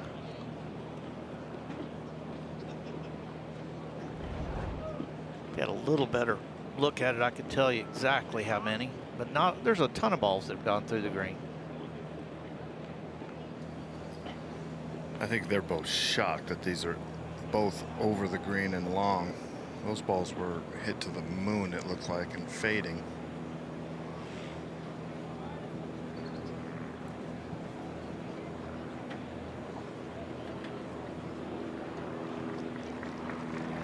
A little bit surprised Rico Hoey quickly went to a wedge. Jordan Spieth, usually pretty good with a wedge in his hand, electing to go with putter. I like this play a little bit more.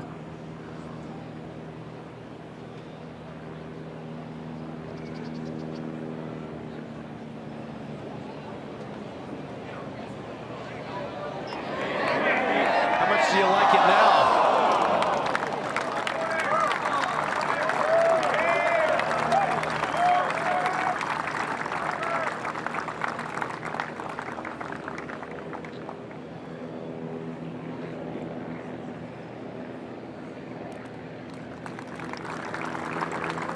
Such a wizard around the greens, always has been. Sheepish little smirk on his face as he walks back to Michael Greller. Burning edges.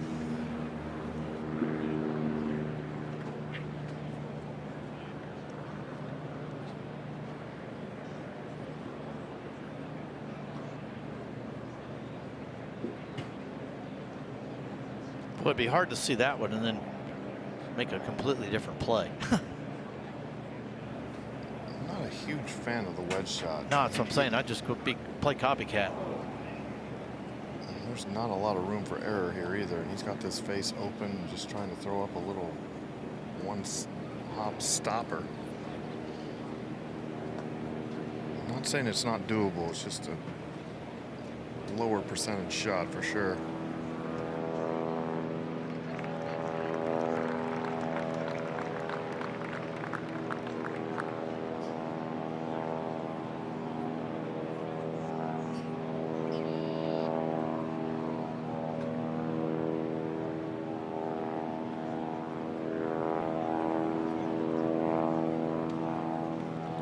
That didn't grab at all.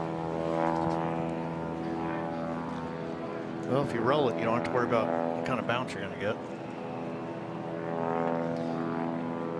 I've studied the scatter chart here, and there's been a dozen balls hole higher or short of the hole on the green, and most of them are short of the hole. Been a lot of bogeys here.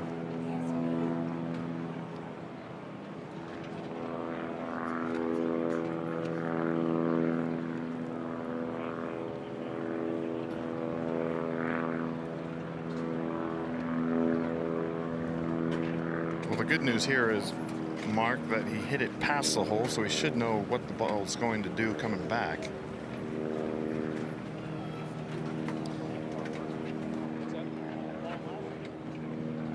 Well, he prepares here. Just think of all these big names that are in red figures right now. Scotty Scheffler, Dustin Johnson, Cam Young, they're all at 1 under. Hideki Matsuyama at 2 under par. Justin Rose at that number. Last week's winner, Christopher Rayton, 3 under. You have Patrick Reed, Xander Schauffele, Rory McIlroy, Ludwig Oberg, John Rahm at 4. I mean, there are heavyweights in the fight in the final round. It's about 12 feet here. Really quick back down the slope.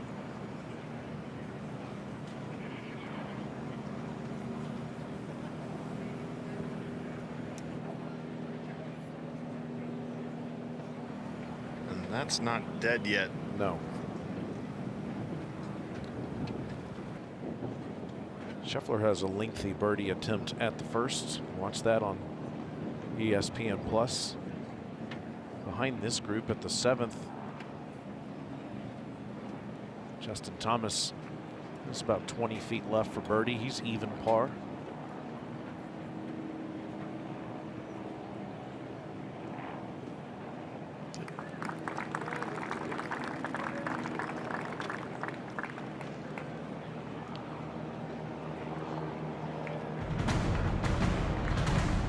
Oh, that's cool.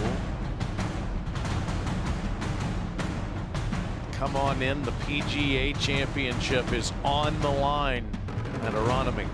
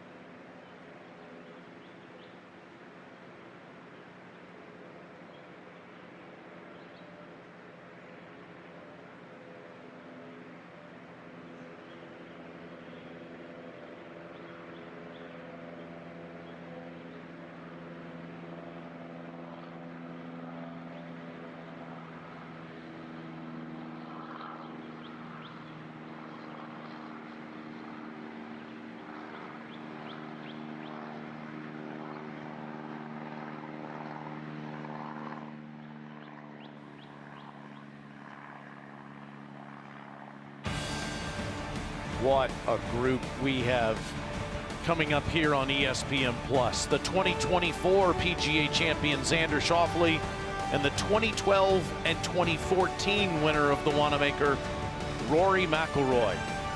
They're tied for 7th at 3 under, 3 back. It'll be right here on this stream, 2:05 Eastern Time. Meanwhile, Jordan Spieth at the par 5 9th. The 300 covers the bunkers on the left-hand side.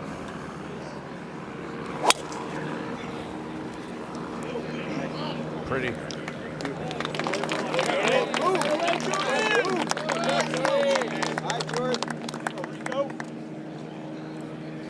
That was hit.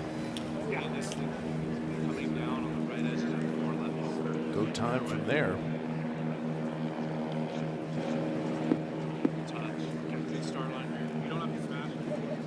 How are the conditions today, Dre, compared to yesterday and earlier in the week? Way more benign. Wind isn't quite as much of a factor as it has been the first few days, but that's supposed to change. Definitely warmer, though. Rico.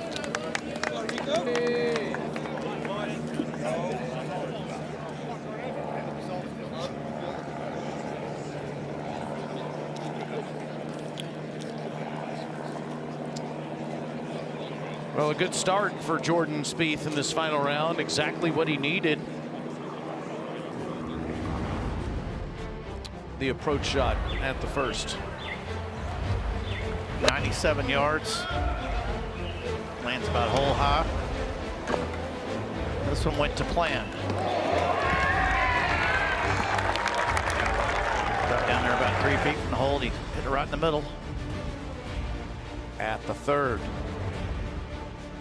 Played a nice second again from the fairway. I thought game on. But then at the 5th, hit 73 feet and hit a great lag putt here, Mark. Yeah, he did. That ball started way too far left.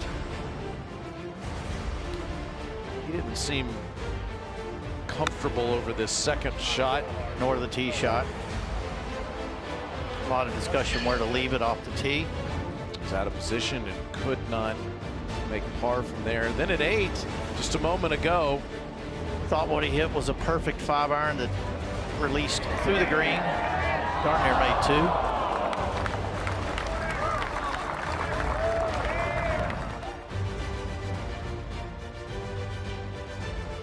He's probably still discussing that tee shot at 8.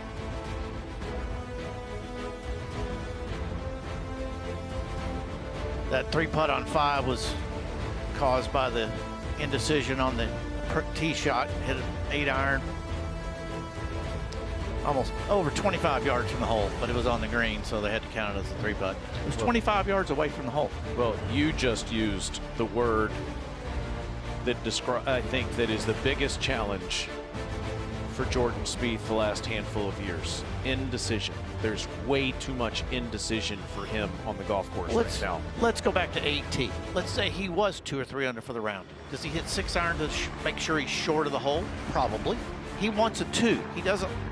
We've all been there. I've been there. You don't like where you are on the leaderboard. You don't like that you're even par. You're trying to hit a perfect shot to make a 2. The par on that hole is 3. 40 feet short, 2-putt, go to 9. That's a birdie hole. Does that make sense? It's a total mindset. He's only thinking 2 on the tee, and that's what he was trying to figure out. How can I get it in there 10 feet? Well, almost pulled it off. You know, almost. But it's like, I don't think he would have been, if he was 5 under, 4 under for the tournament, or 2 under for the 3 under for the day, there's no way he hits 5-iron there. He hits 6-iron short of the hole, in my opinion. You just gave a great example of picking your spots. Yeah. Take advantage when you can take advantage, but when it's a yellow light or a red light flag, then... That wasn't a red light, but it was just like, how do I play this hole for the highest percentage to make the right score? And the right score is 3. 2's a huge bonus. You almost feel lucky if you push your 6-iron, it carries just a little bit, runs back there, you know, in a makeable putt. Dre, what would be your advice to Jordan about how to eliminate some of this indecision as he moves forward in his career? I think your first number, I mean, you hit so many golf shots throughout your career as a professional golfer. I don't know what needs to be discussed as much. We can just use round numbers. It's 100 yards, the wind's off the right, make a little adjustment and fire.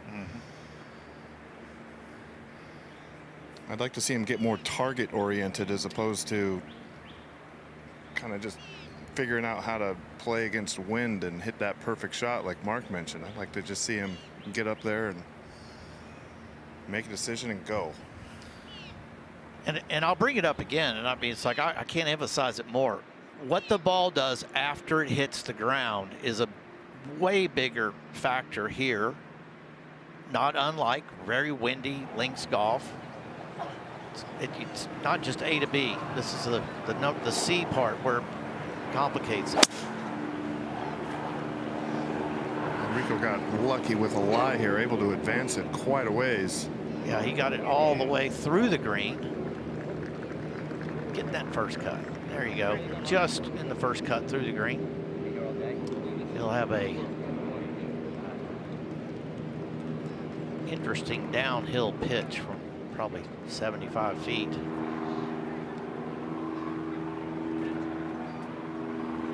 This is pretty quickly into the ball for Jordan. 237 playing uphill 10 paces.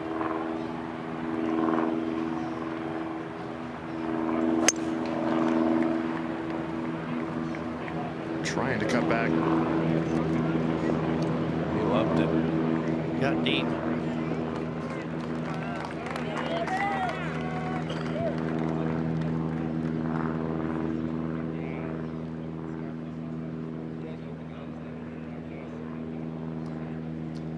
This is not your normal PGA Tour test. Thank goodness.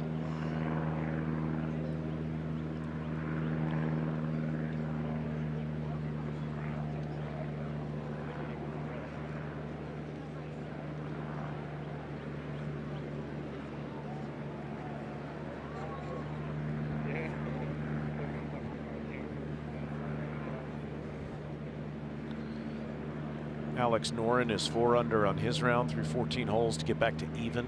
Ryan Fox 3 under through 10, now 1 under. Matt Fitzpatrick and Daniel Berger each 3 under through 12 to get back to even. Kurt Kitayama a 63 this morning to finish the PGA at 3 under, currently tied for 7th. Justin Thomas did make that 20-footer at the 7th we were talking about just a little while ago, so he's now 1 under, 5 back. Scotty Scheffler a par at the first, remains 1 under.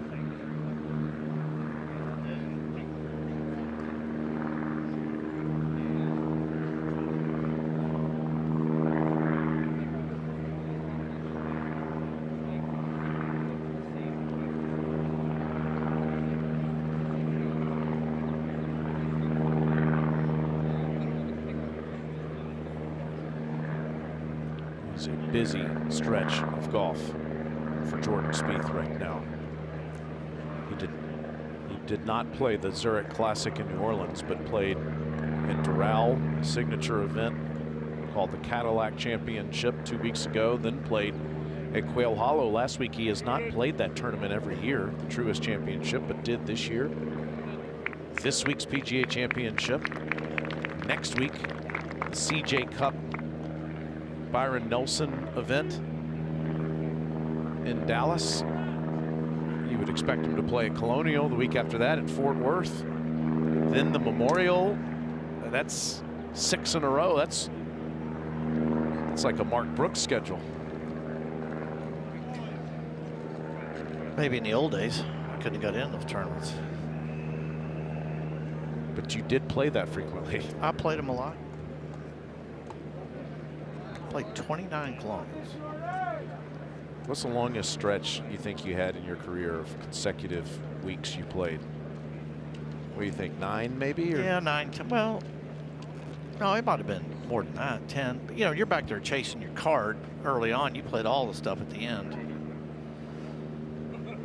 No way you're going to sit at home and shoot good scores with your buddies when you need to be out there trying to keep your job. Do you know what your longest stretch was, Dre?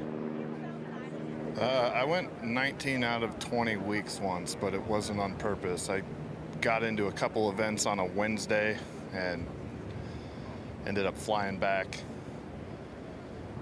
It wasn't fun though. When you're playing a lot of events in a row, you're usually not playing great. I played all summer because it was so hot in Texas, June through September. I mean, it was like I might as well be somewhere else where it's a little bit cooler playing golf. After all, it was my job. Well, you made about 30 starts a year for about 30 years. Yeah, not every year, but I did end up playing over 800. Number one all time. All right, how's this one going to react, Dre? Downhill the whole way. This is pretty nicely judged out of that lie. Yeah, back into the breeze helped a little bit.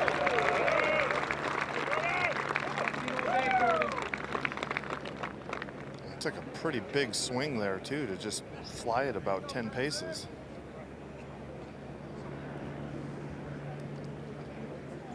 And there was zero discussion. Basically, he just saw it, saw his lie, knew what he could do with it, and got after it.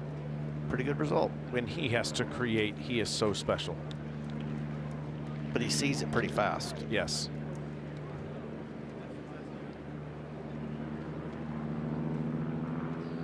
Rico's going to probably get this on the green a little bit sooner. You can see a lot more ball, can get more club on it. They're probably trying to take that dark area there that's sloping towards him and trying to pitch over that so you get a very predictable bounce. There you go. Carried that. And now just let gravity do its job.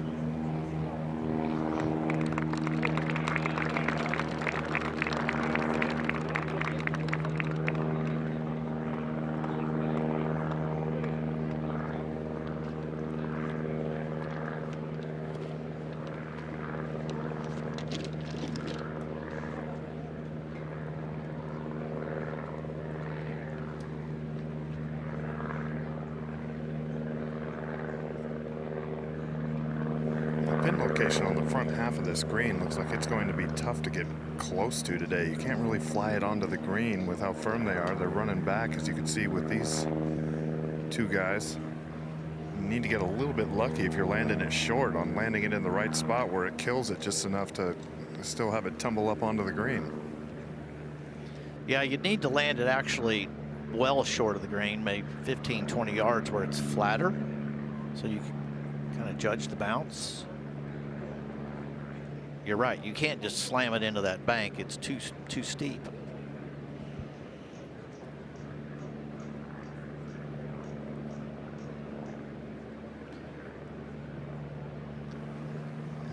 Putt should be moving to his right. Needs to stay in this quick downhill.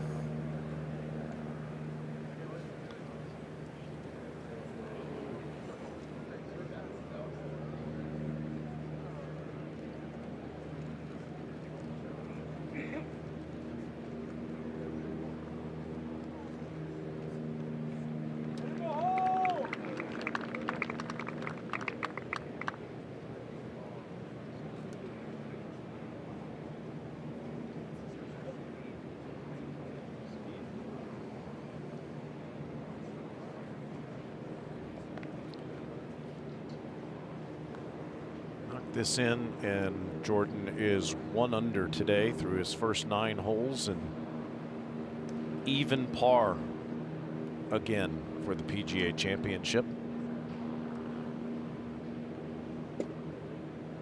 It's probably got a little bit of right movement in it. Just a hair. Keep it inside the cup though.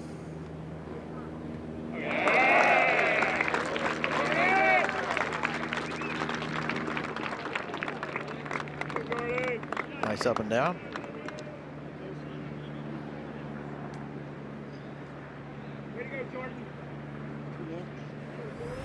Well, let's talk more about Alex Smalley. Carries this 2-shot lead into the final round for the first time in his career. He's never won as a pro. Only man in the last 7 groups shoot an under par score yesterday. Leading the field with those 17 birdies. And that is always the case at Aronimink.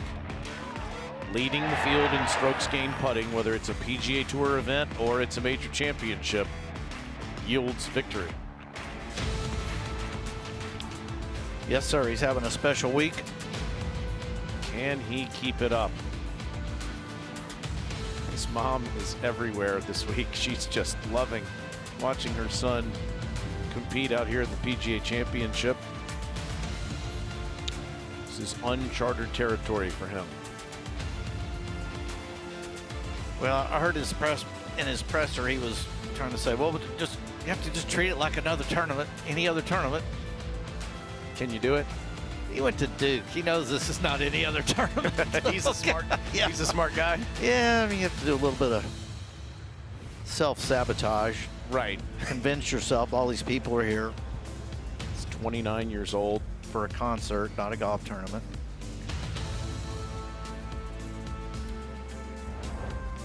We know he's disciplined, and he'll not make too many mental mistakes. Number 10, 480 yards today. If you can get it, the tees are up a little bit. 300 yards will get you down the hill, and actually a short iron into this back right hole location. Round 2 over there, back left's where they were having nightmares. 4 is a good score here. This will be one of the harder holes for the day, if not obviously for the week. Hey, let's go back to 3 birdies today. Okay. Let's go back to Smalley for a second. Yeah. That was his mom, Maria. And his dad, Terry, is here too. They both have caddied for him throughout his life. Did you ever have a loved one caddy for you? A family member? That would be a no. No? No.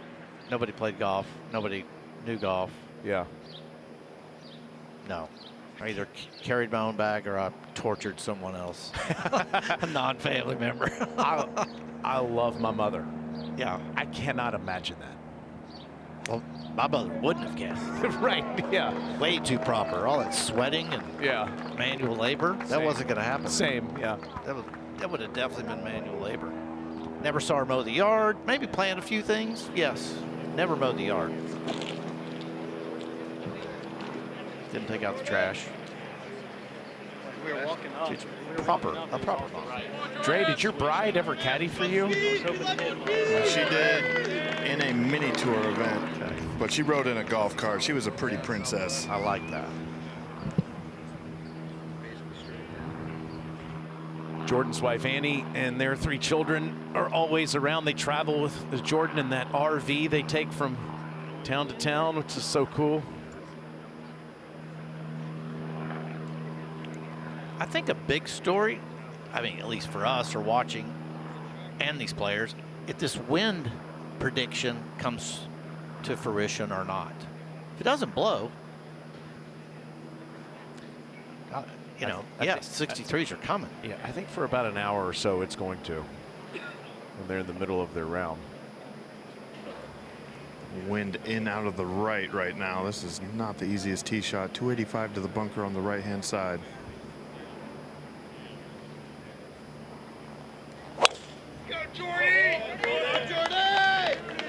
It's a big fairway, but you need kind of center, right center.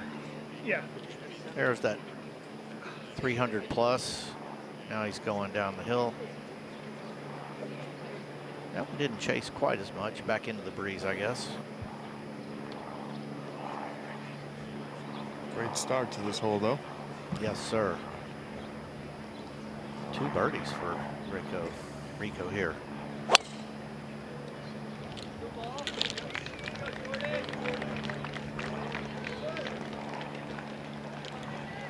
That just sat down above the bunker in the rough.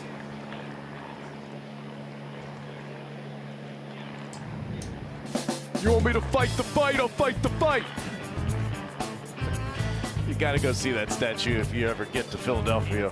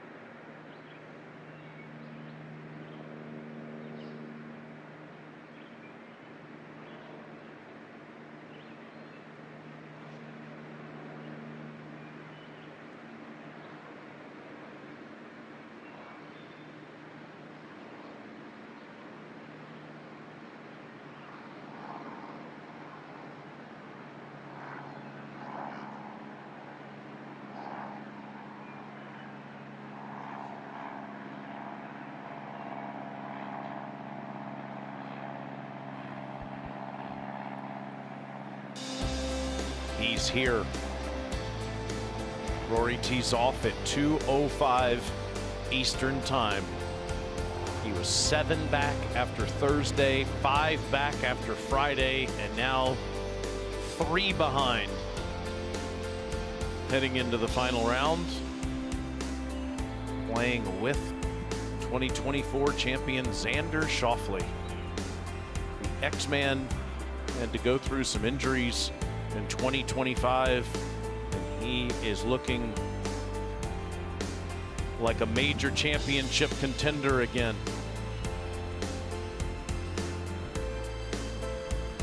There is a ton of firepower on the first page of that leaderboard. Talk so much about Smalley and Rahm, Oberg, McIlroy, Schauffele. What if Patrick Reed wins the PGA Championship today, 8 years after his Masters victory?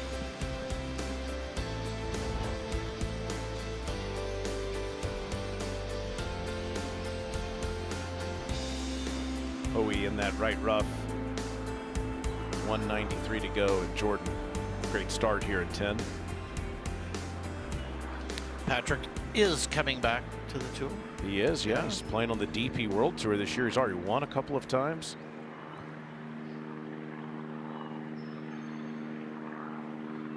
Oh, let's hear from my friend Ken Brown talking about this 10th green.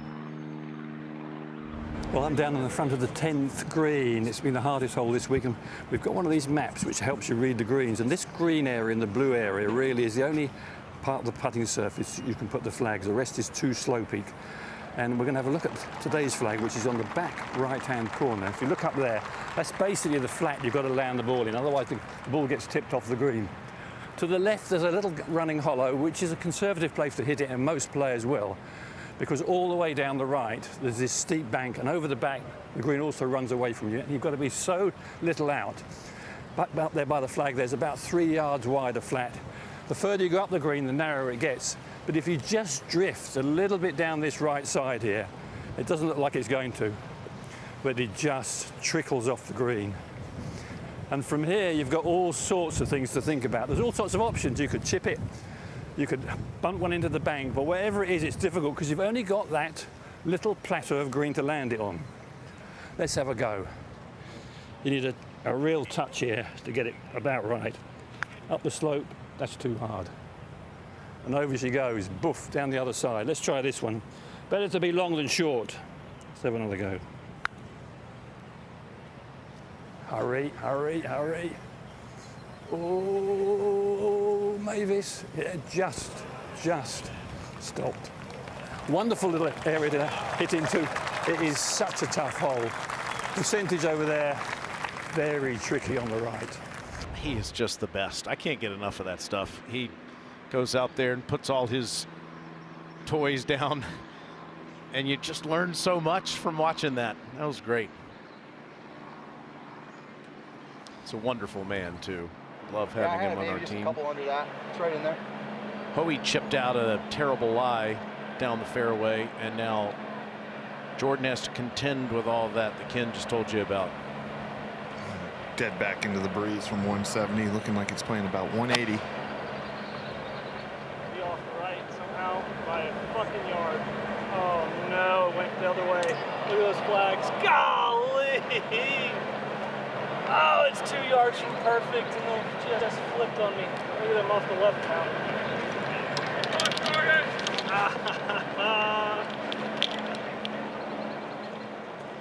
And he's down there where Ken just was. And Ken just showed you how hard it is from down there to judge the speed properly. That ridge over there is just so steep that you're putting up, and I'm not sure he's going to be able to pitch it and stop it quick enough with enough spin. Mark, was that an example of what you were talking about on the 8th hole where Jordan was going flag hunting there? I think so. I mean, he's looking for the perfect shot. It was short. It was too far right.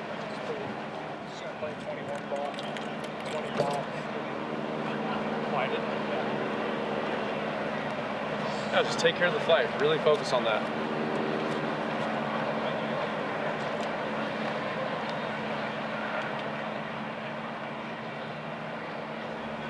A 117 now back into the breeze. Tough to control how much this ball's going to juice.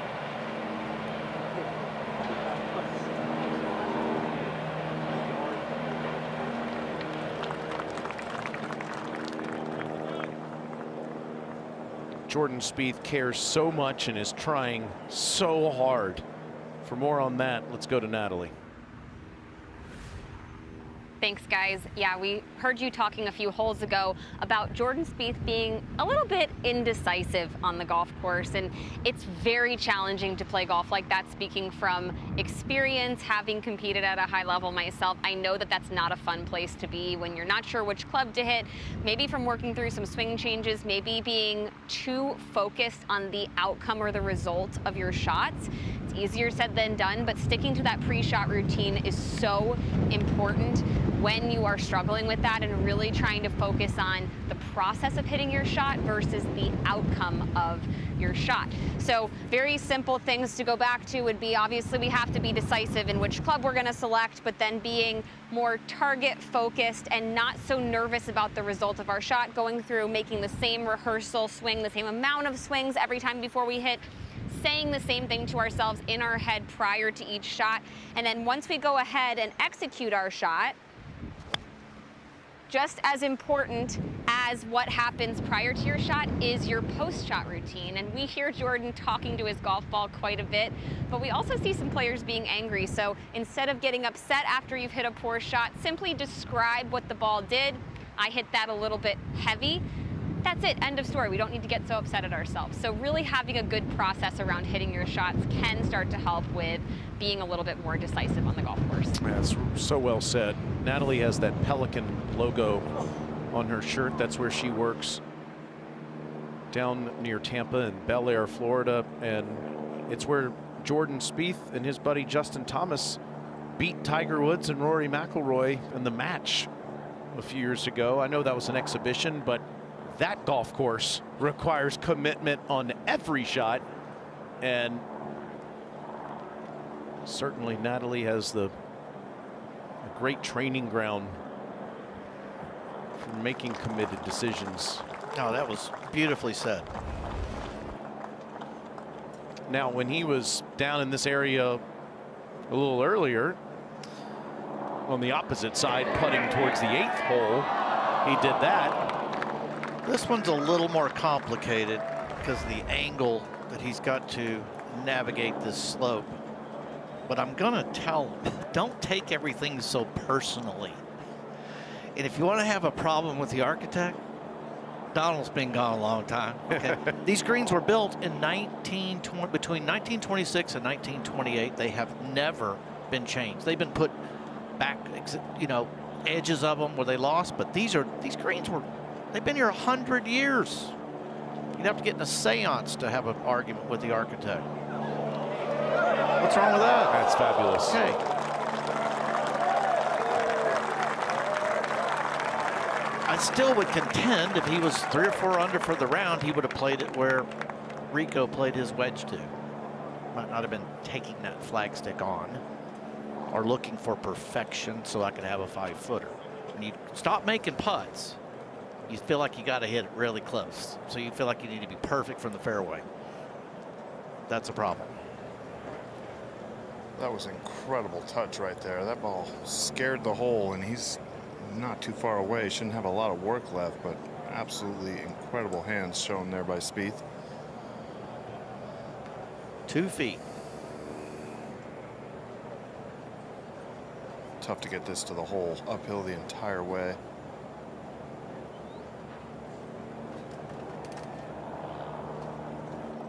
Good speed. Scotty's made an early birdie. He's now 2 under for the championship, 4 back. Harris English just birdied the 2nd and the 3rd. Harry finished in the top 4 of the PGA last year. He's now 3 under, tied for 7th.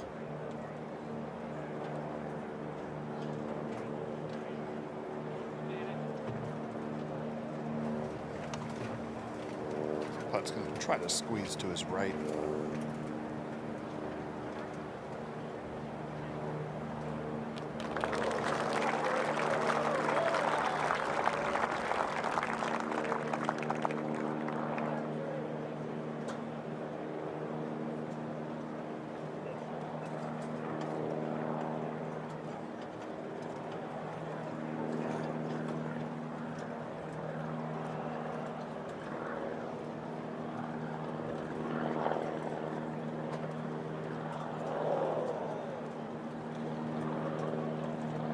Second double bogey of the week for Hoey.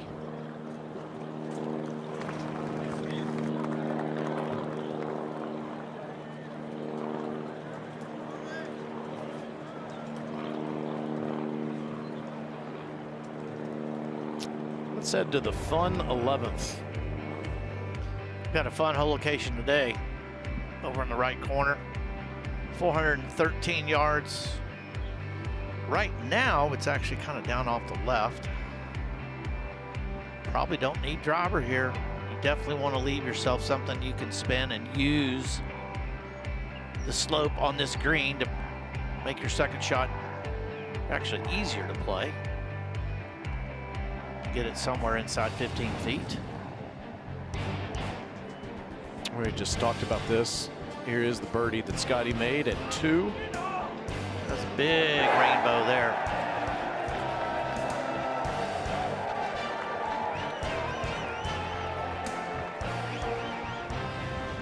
Ted Scott handled that little thing kindly. If that thing gets hot today, he could make a run for sure.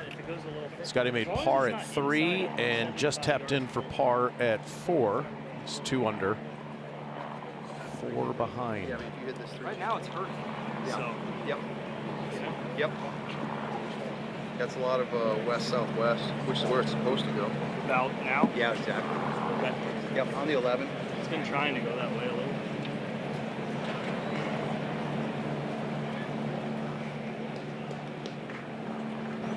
Wind in and out of the right. Just need to find the fairway here to have any chance at getting close to this pin on the right-hand side.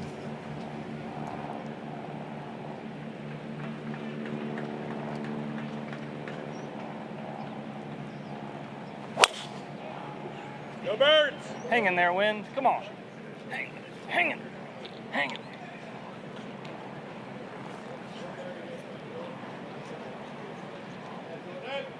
Straight one. Okay. Rico's head has got to be spinning right now. Bogeys at 7 and 8.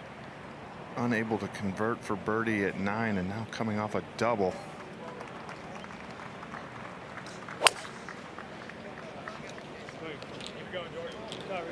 up the left edge.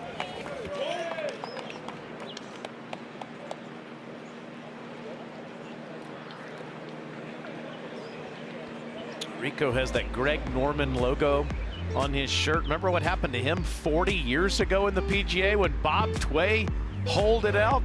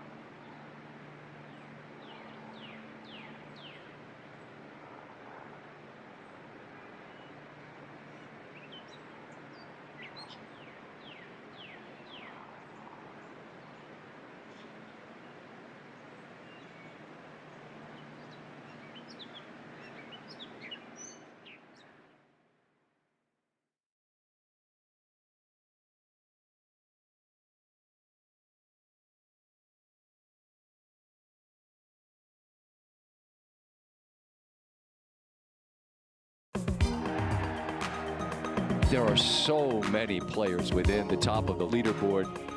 Everybody is bunched. McIlroy, quite an impressive third round. Alex Smalley.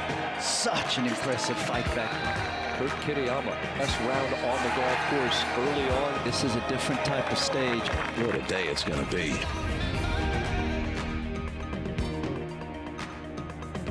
28 players are 4 shots or closer to Alex Smalley. 34 that are 5 back or closer. 43 that are 6 back or closer, including Jordan Spieth as he plays the 11th.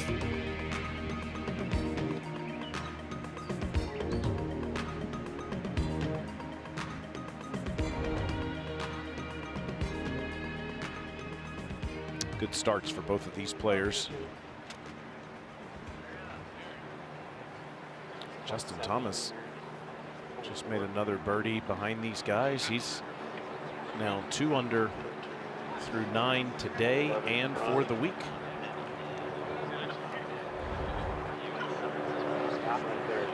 Right up top. 24. 117. Oh, yeah. I mean, that flag up there is showing out alright, if not. We got.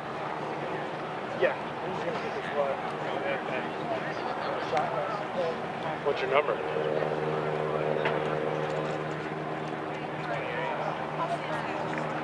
28, yeah.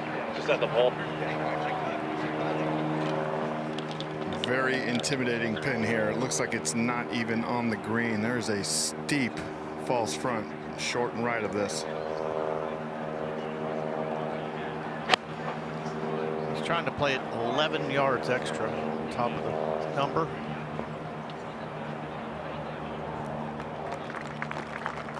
About what he got. I mean, you can just resign the fact you're going to have a downhill putt. There's only been 3 birdies here. I'm going to also point out this is the bottom half of the field. We're in the middle. So the guys that are more on this week are going to play later. That's just the way it works. 113 now for Spieth. Should be trying to play it something in the low 20s.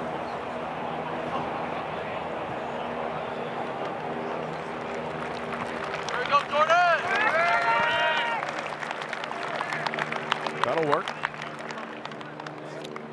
After over 60 years, the PGA Championship makes a historic return to Dallas-Fort Worth in 2027. Imagine how hard they're going to cheer for Spieth.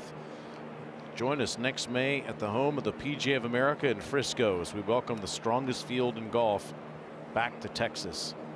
To register for tickets, visit pgachampionship.com/register. Registration closes soon. Wow, can you imagine if Jordan Spieth were to complete the career Grand Slam? Would be a great spot at PGA Frisco. I think I said this the other day. They ought to be getting out there. You know, they can call out when the greens are pretty fast and when it's good conditions. They need to know that golf course. Really get to know that golf course prior to the championship week. Big ballpark. Jordan should have plenty of chances to do that. Yeah, I'm not saying you got to go play it 25 times, but just get out there some. How far away is Dallas National from PGA Frisco? Well, I think he lives more in Dallas. He's probably 45 minutes, 30, 45 minutes. Closer by chopper. If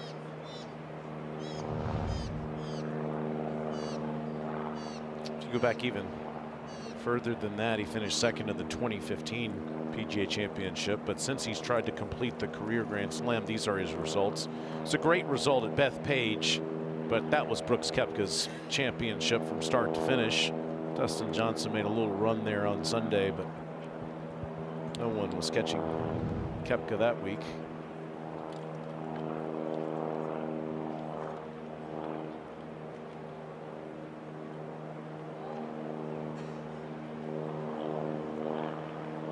No chance we could move it to August next year. That'd be hot. I'd like his chances in the heat. In the heat? They're not going to do that. Not for a while. I said you just had to accept a downhill putt, and all of these are going to be quick. But very manageable where this whole location is.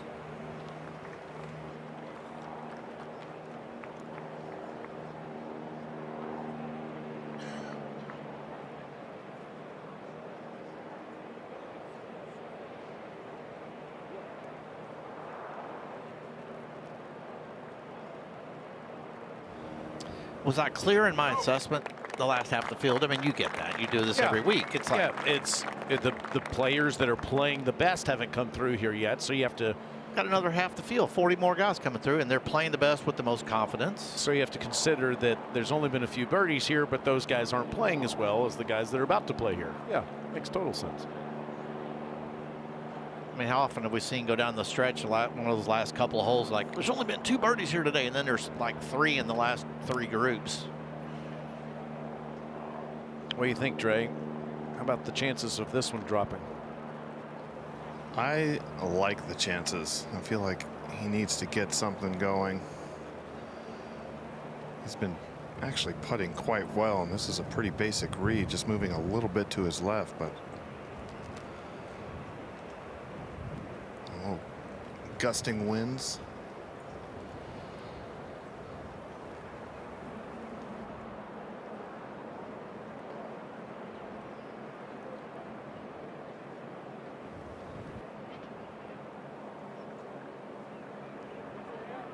Oh, good chance hitting the edge there. He has been putting well today.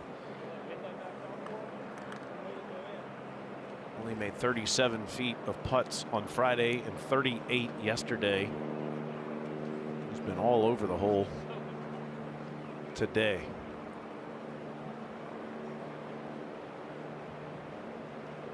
It was a nice confident stroke too. Has a little bit of meat left on the bone coming back. I mean, nothing that I don't think he's going to manage just fine, but getting that ball past the hole, he's putting to make everything.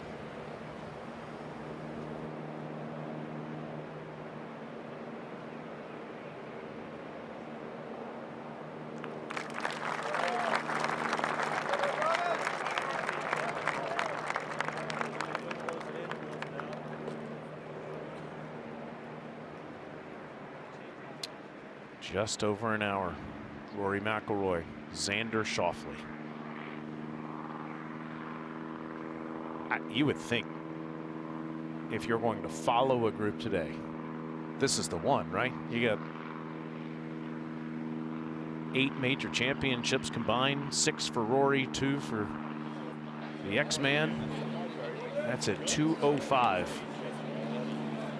I think that's where the people will be. Well, I cut myself in half, and half would go with Scotty Scheffler, and the other half would go with this group, that group. 469 yards today. This hole location's on a back, kind of left center shelf. When it got windy, they did not make many birdies here yesterday. This hole proved to be quite the challenge. Back into the wind. I think it's turned back into a little breeze today. This is what we expected.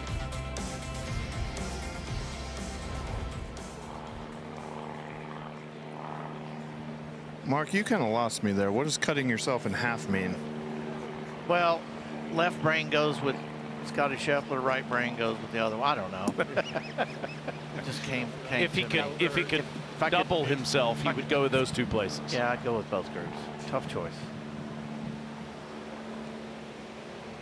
Driver in hand, 315 to the bunkers on the right. Just needs to keep him a little left. I do think he has that in the tank.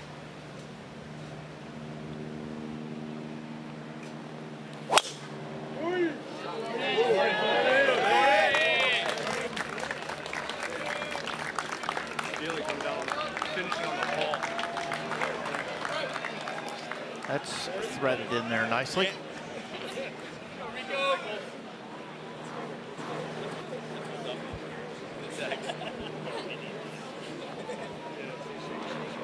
Where would you go, Dre? Scotty and Xander, or somewhere else? Or Rory and Xander, excuse me. I mean, that's pretty tough to argue with right there. Those 2 players are phenomenal. You can't really miss out here in a major championship. Great drive there by Rico. It's way down there. Wow, that ball didn't even curve.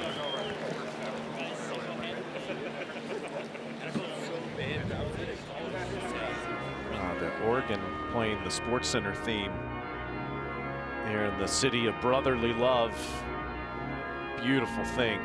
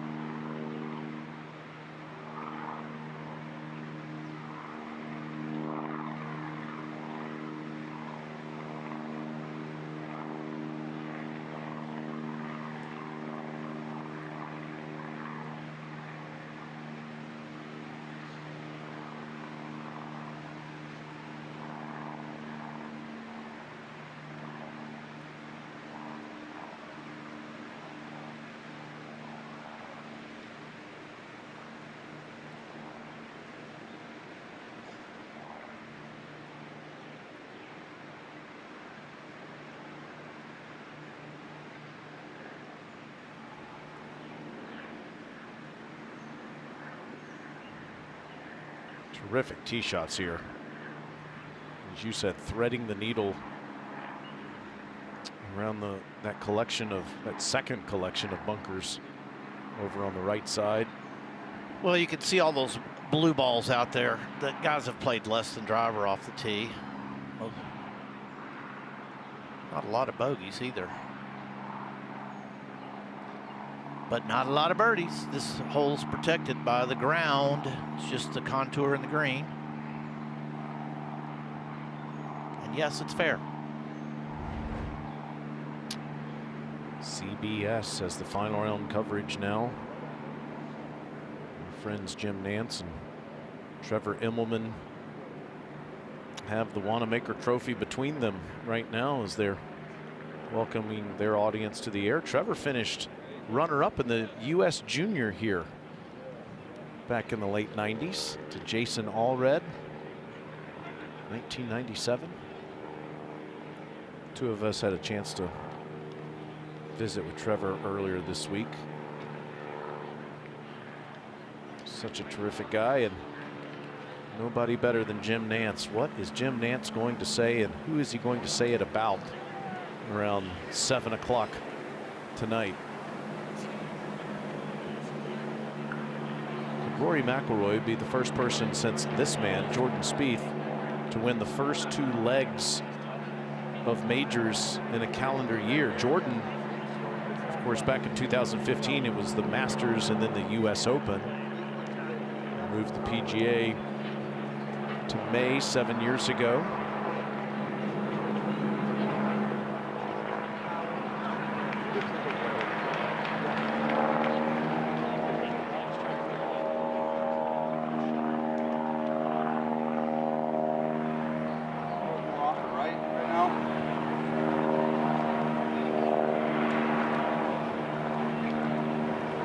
Gentlemen, tough hole to get close to. Everything past this pin starts sloping away from the players. Wouldn't have it any other way. Ideally, you'd land it on the bottom shelf or into the slope short of the hole location.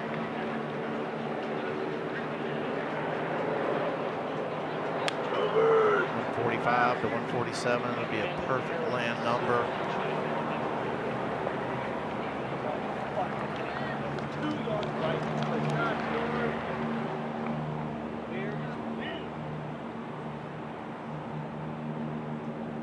That was close.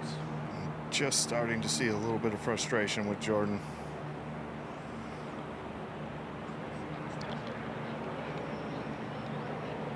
Running out of holes, just 7 to go.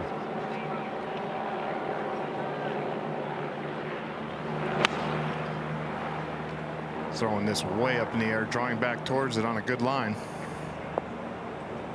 Oh, yeah. Fabulous. So it can be done.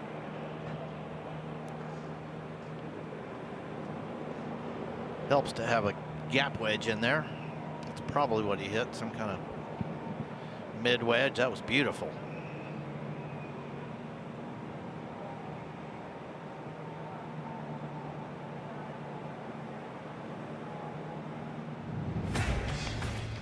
It's Sunday at the PGA, and Alex Smalley leads by 2. He's never won as a professional player. Scotty Scheffler is down at 1 under par. Rory's at 3 under. Jon Rahm starts the day 2 behind.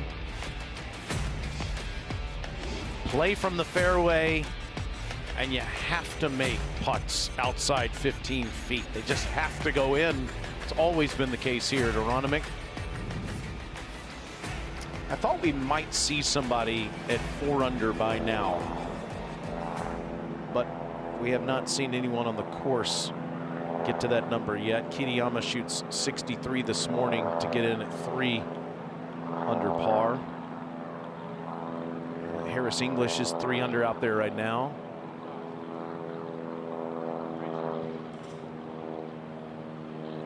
Hideki Matsuyama just made birdie. He's now at 3 under par. Well, who's the most under the radar right now? Matty Schmid. Yeah, I mean, don't put it past him. He's playing with Alex. They probably neither one. Alex certainly. He can't predict how he's going to feel out there. Nervous early, yes, but it's like he can't predict right now. Yeah. He might know how he hopes he feels, but he could feel way better than he anticipates by the time he gets to that back 9 if he's played okay on the front. I'd say the same thing applies to Matty. Don't put it past him. You never know how you're going to feel. How did you feel going into the last round? Different at different tournaments. No, at the PGA. I was having a good year, so I was really, fortunately, I got stuck in process a lot. You know, I didn't even hardly know who I was playing with. I got good at not even watching their ball much, you know, unless I needed the info. So.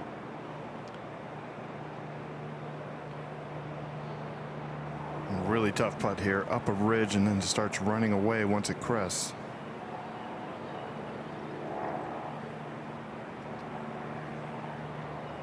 He was walking after it early. These are easy pars, but he is such a fighter, such a competitor. He wants to win. Yeah, he gave Rico's coin a good look right there. Like, I should be right there.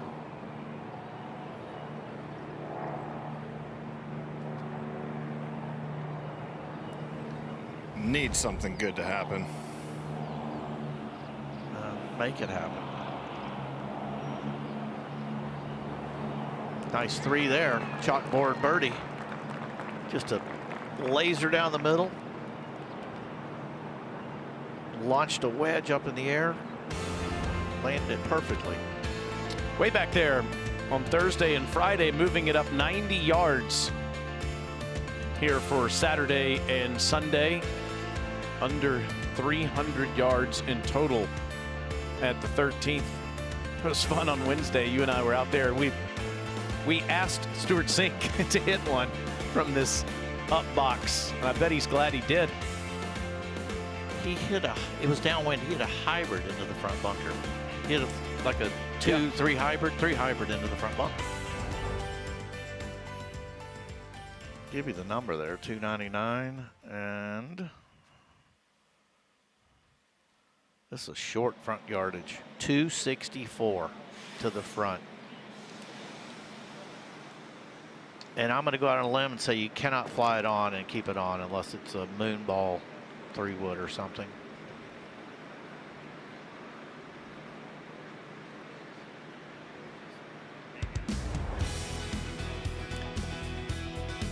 There won't be very many layups here, especially with today's hole location in the back. You can see 160. You'd have to lay up with a wedge. You could play to this area and leave it out there 30, 40 yards short. That would not be maybe a totally crazy play. Ideally, that left bunker's good. Now, here's the problem. See that black fence on the left? That's out of bounds. And it's pretty close. So if you got a club that's going to land anywhere near the front or just short, that pesky little thing is there. And that would be a disaster. You can see how it creeps in. You see the edge of the bleachers, that gap right on the left, just to the left of the gap there, that is out of bounds. It's really the only out of bounds comes into play on the entire golf course, potentially.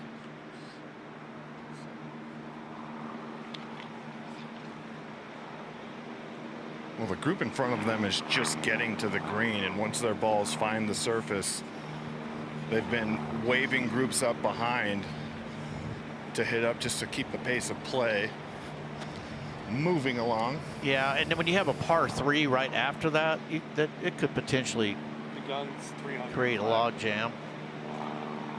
Not so bad in twosomes. Once it gets late, it might be a different story. Yeah, if somebody messes around up there on this around this green, and then you're backed up. I like to wave up. I think it's the thing to do.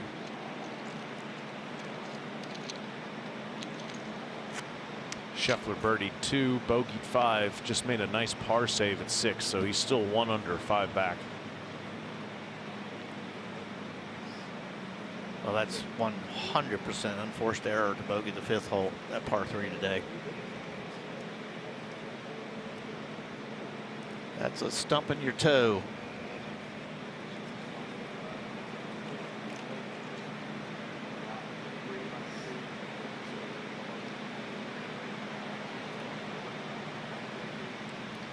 That's coming up next, just over 45 minutes from now, right here.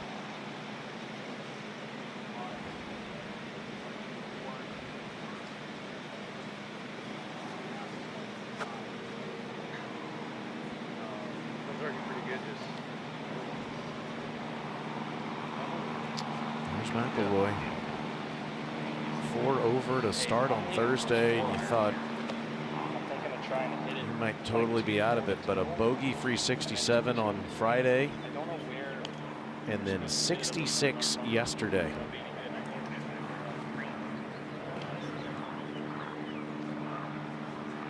Right? Yeah, I mean, I think if I'm in the bunker I was in, it's not good. I agree. I think if you're right here, the perfect shot, right, goes where DJ was yesterday. Yeah, that's hard. And I think the shot, if you hit a good 4-iron, is just as easy. If you miss a 4-iron in the rough, it still should be okay. Like you hit it in the valley. But if you hit a good shot off the tee, it's better. You know what I'm saying?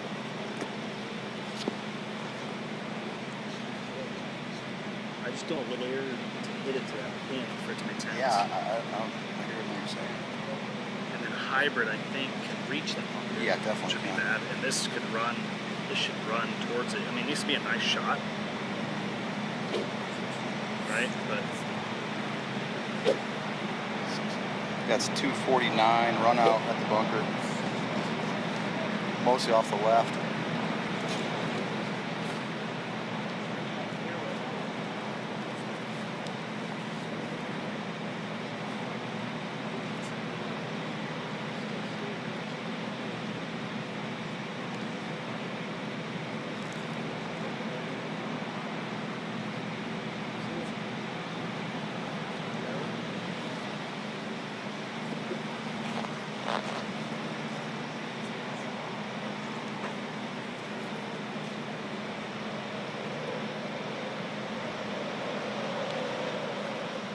Spieth is 1 under on his round, even for the PGA 6-back with 6 to go. Yeah, I'd love to show him this scatter chart. I get a peek at. Ball's in that left bunker. 4 out of 5 birdies. Cam Young just missed a 4-footer at 10. He's now even.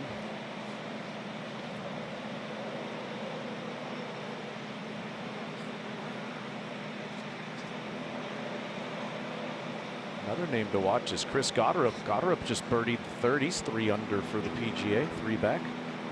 Well, if we go through the list of possibilities, we have about 40. It's wild, isn't it? For sure.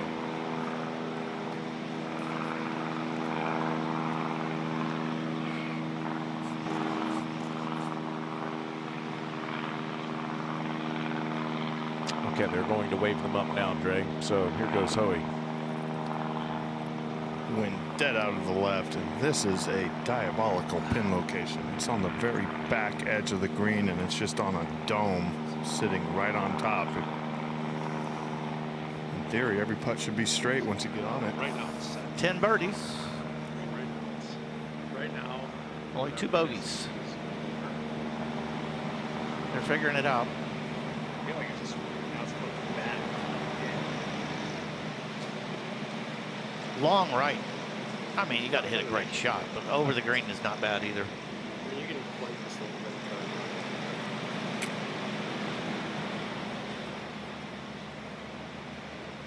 264 to the front, plenty of firepower.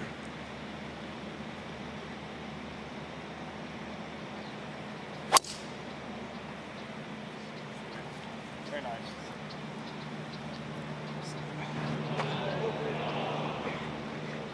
Gets into that bunker. Yeah, it's a good spot. Real good spot. Yeah, and that little gap between 13 and That lands at 6 inches right. It could have gotten real tidy. off the left. Jordan had 4-iron out. Still does.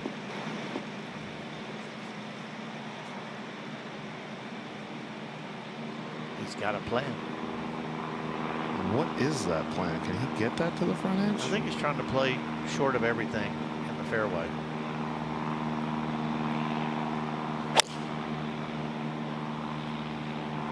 It's on a good line. Right up the gut. Just short of everything. I still think the bunker shot's easier than that.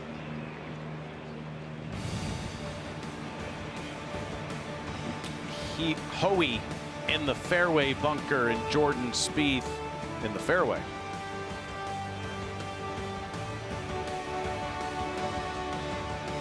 Greenside bunker. Yeah.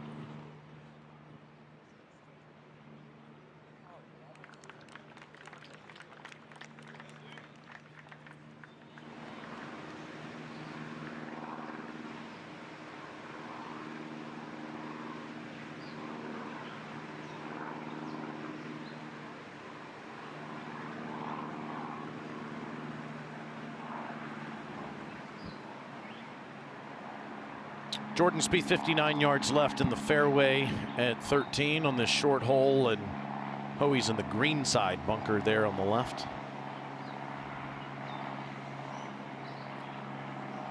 Here comes Justin Thomas behind these guys. He just made another birdie at 11. He's now 3 under, tied for 7th.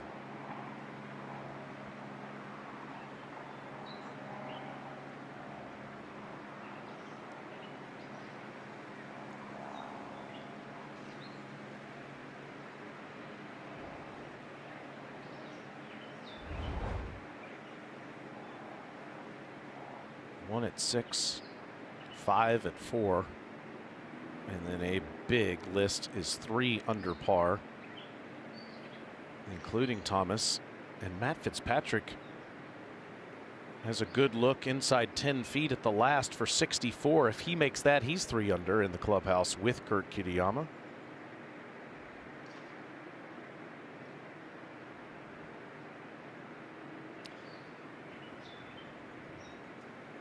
Well, it's 25 players that are at 2 under or better, right, as we speak. That's just wild. On Sunday of a major.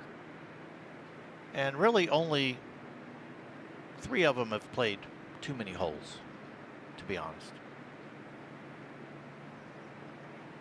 Matt's played too many holes. 3 under's not going to get it done today. Unless a hurricane blows in here. Quickly. Yeah, we have our eyes on 7, the 3 of us. It's the number we've settled on. I still like it.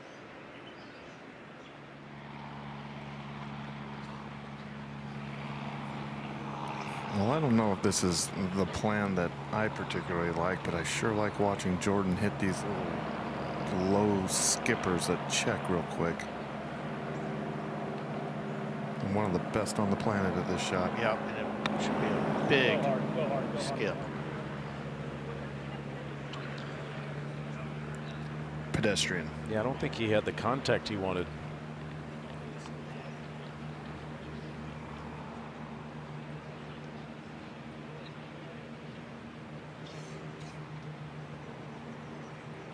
A little bit of a curious play based on where he is.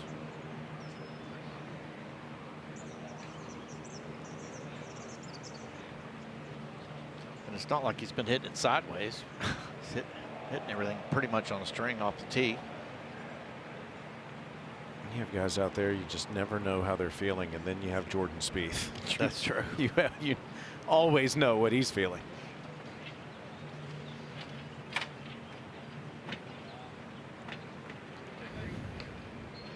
Well, the tee box is cleared now at the 14th, adjacent to the 13th green here, only about 15 paces away from where the flagstick is, and Rico Hoey has an uphill bunker shot the entire way, but you get past it, it runs away quickly.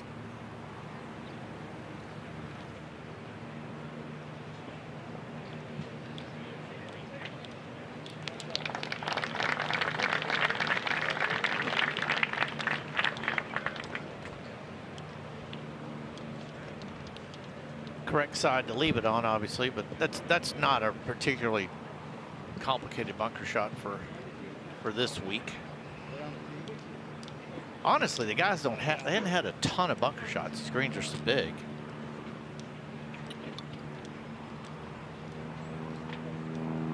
It will not rival the 2018 event here, but they averaged 78% greens in regulation here when they played in 2018. And I know it was soft, but it'll be high here. As will the three putt totals.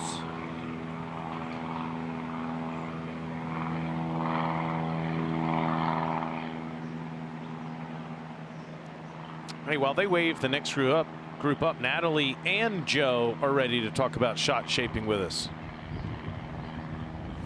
Absolutely, and today we're going to see players trying to climb the leaderboard who maybe weren't quite in contention, but they're trying to climb up that leaderboard to make a little more money, so maybe they're trying to get the ball a little closer to the hole, be a little more aggressive on these challenging greens, and the way to do that would be you got to curve the ball to get it close up there. I mean, I saw some of those hole locations. I mean, there is from here to here. If you're going to go straight at it, you've got nowhere to land it. So getting the ball to curve either left or right intentionally is something that the average player likes to do. Yeah. I think for most of the viewers, when you move the ball forward, we know it's going to go higher. And if you move it backwards, it's going to go lower. But this whole, how do you make it go left and how do you make it go right? So walk me through how you would show someone who doesn't know how to do that, how to curve the ball. Let's do a nice little draw here. All right, so we're going to hit like the flag's left on the green. We're going to hit a draw. And one of the things we're going to do is we're going to adjust the stance slightly. So I would have you kind of close your stance or face it out to the right. Now, this is where it can kind of get a little tricky, but we know the ball's going to start out to the right. We're actually on a new line taking off, but the thing I want you to do is keep your club facing the target. Yeah, that's so important. So this part's really easy. The hard part is now I need you to swing along the way that you are aiming. Yeah. Okay. That was just about perfect. And even in this Texas hurricane that we have going on down here, that was only about maybe a 6 or 7 yard draw. And if you're playing literally at the PGA Championship today, they got that pin tuck left. You hit that, you might stick an extra $1 in your pocket with a birdie. Just maybe. Yeah, thanks, guys. Good stuff. I wonder if we're going to get weather like Joe and Natalie are experiencing there at Frisco next year for the PGA, and they'll have to carve a bunch of them in there.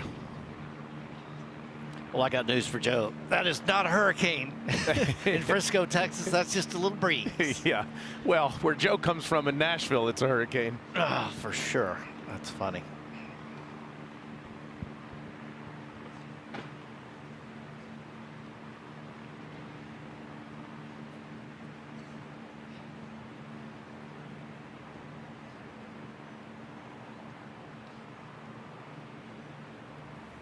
Yeah, from where Jordan played this, erroring on the proper side here, anything long really drops off, but needed to hit it with a little bit more pizzazz to get it all the way to this pin. This has got to go.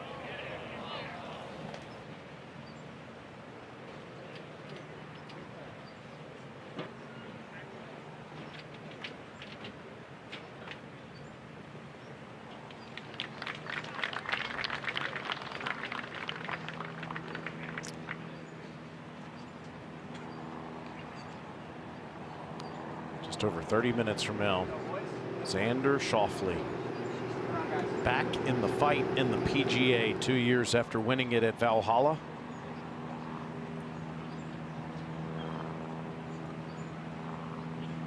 Mark Brooks's dinner buddies on Tuesday nights of PGA Championships. Yes, 9 feet for Rico here. Looking for 2 in a row.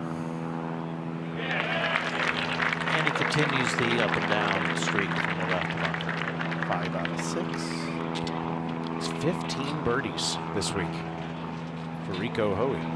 That bodes well for the Byron Nelson next week for him. 206 today. It's not back into that north cold wind that they had the first 2 days, and this was the first round hole location. Just shifted it slightly to the right. Just another little shelf up there. If you're playing good, you're trying to leave it about 20 feet short, putt up to it. You get up there, you feel lucky. It's a little down the hill.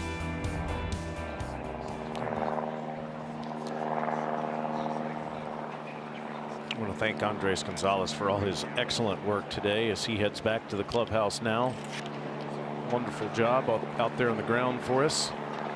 Right now. Top of the hour, George Savaricas and Scott Verplank. Thank you, Dre. Great job, my friend. Thank you, boys.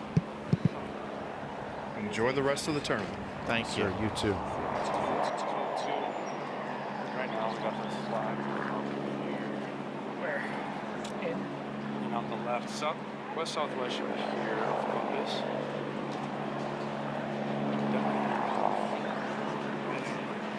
Finish on this here. This is fun. This is we get aggressive. 196, I think.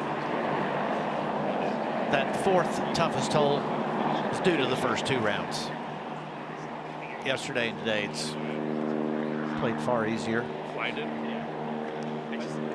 Only three birdies, but only 4 bogeys to this point today. So yeah, if you can take that window down, yeah.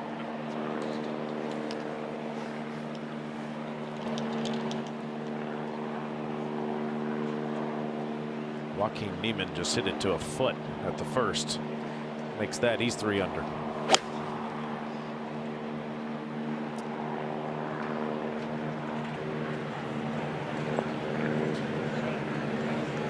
Good play. yeah, it's going to turn out fine. It's an adjusted 175 to the front edge for these guys. So I just told you.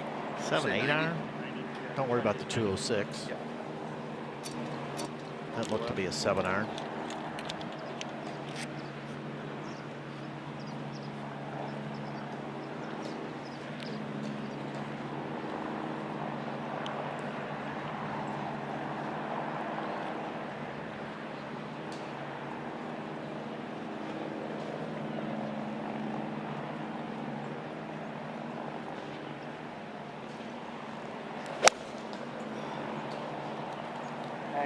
Hang on. Right there. No more. Similar result. 2 nice plays.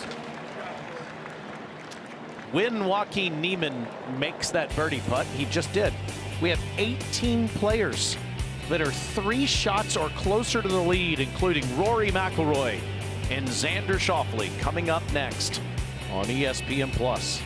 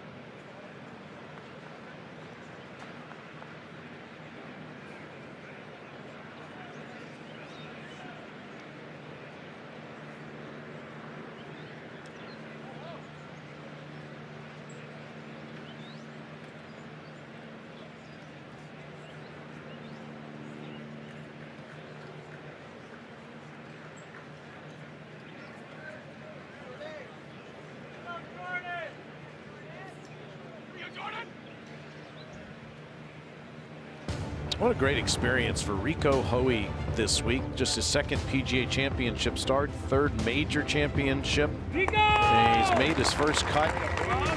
1 over par coming into today's round. He's made a couple of bogeys and a double bogey, but he has continued to fight. This is his second into the 12th. Yeah, just lasered one right down the pipe. 138. Cap wedge perfectly under the hole. And 13, and his tee shot into the greenside bunker and splashed it out to here.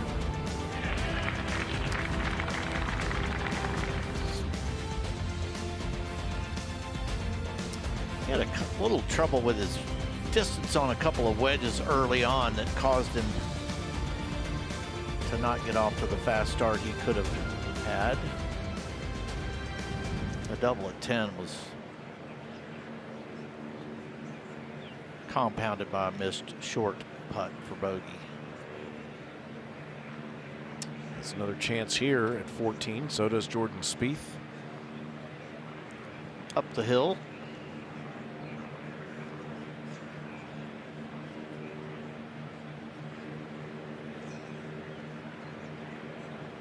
.23 feet left for Spieth, 21 for Rico. You're saying there's a chance? I am.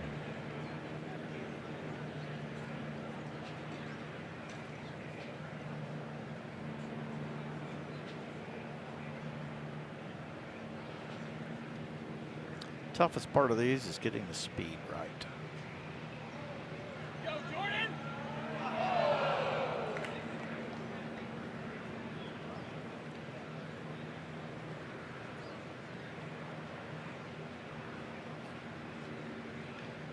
And he's going to finish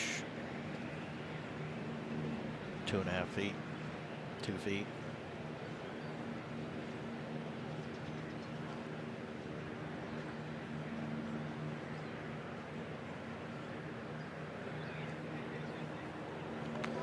A mere tap in at your local meeting.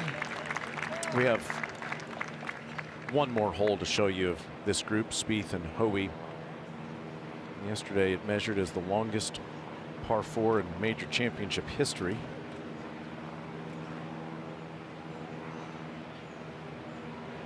And then we'll show you Rory McIlroy and Xander Schauffele for all 18 holes.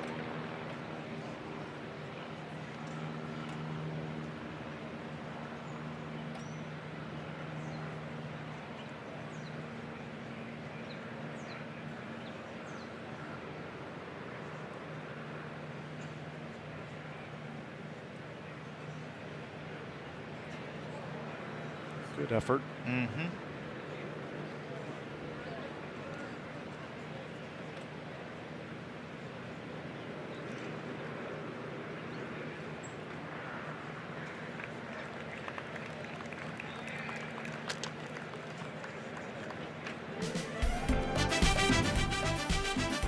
Philadelphia on display for the PGA Championship final round.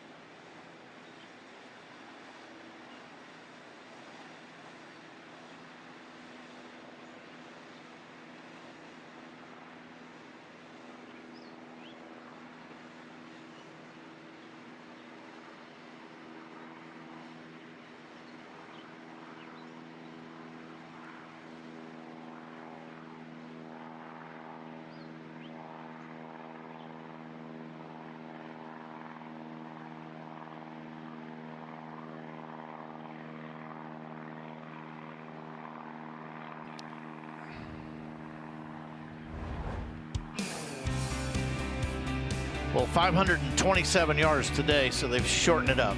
Short? Nah, they moved the pin up. It's only 10 on. Least birdied hole for the week.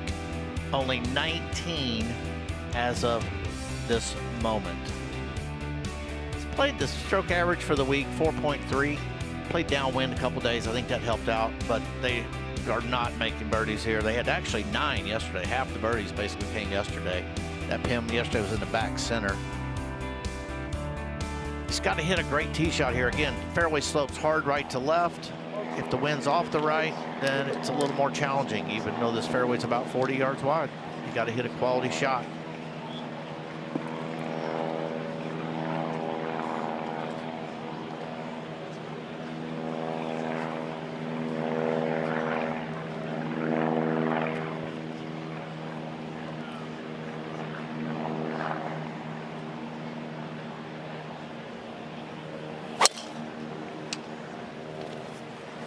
Nice.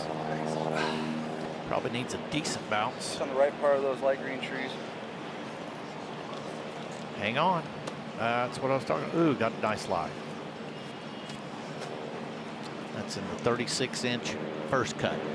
Finally, someone out there has reached 4 under par. Hideki Matsuyama just made another birdie. He's 2 under through his first 5. 2 back. Pretty nice. Jordan's part of this hole every day.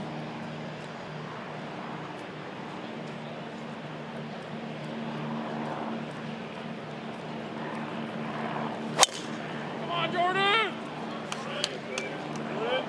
Decided to cut it up against the slope. That ball will comfortably hang in the fairway. Probably about 200 yards left.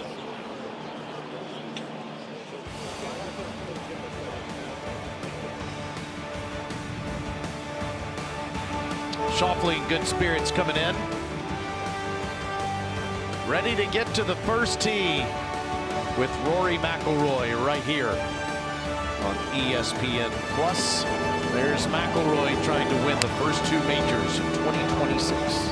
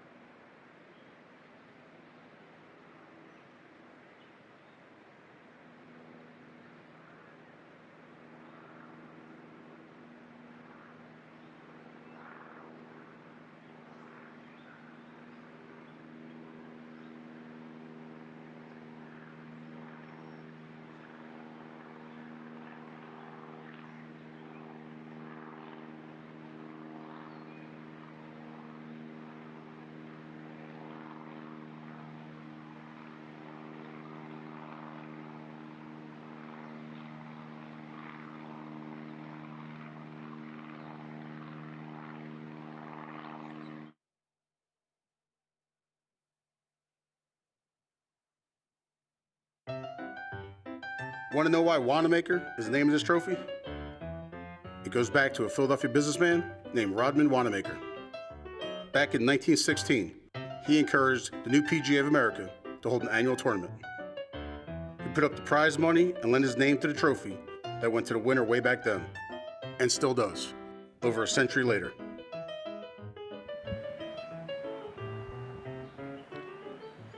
Spieth and Hoey walking down the fairway here at 15. Just a few holes left for these two in the PGA Championship.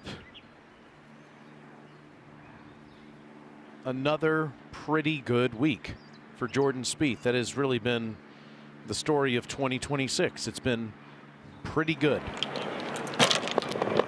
He has no top 10s on the PGA Tour this year, but only 1 missed cut in 12 starts.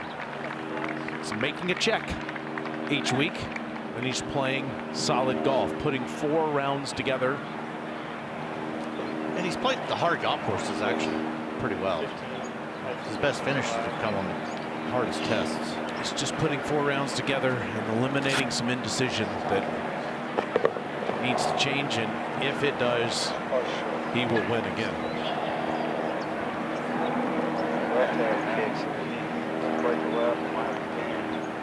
He's got a little more than 200 yards. Get that drop 300 yards. He's got 220. Just one. Must be down. So you shouldn't be. And this should be a more lengthy style shot. Use the front apron approach. 5 versus 6. Yeah. Bounce this thing. What type of shot are you thinking? It's obviously a drawing. Okay. I'd like it to be something that lands 210. You know? Yeah. Frankly, if that's hurting, then Feels like a touch hurt. Split the pin in the 15. yeah, if it goes long, it goes long. Yep.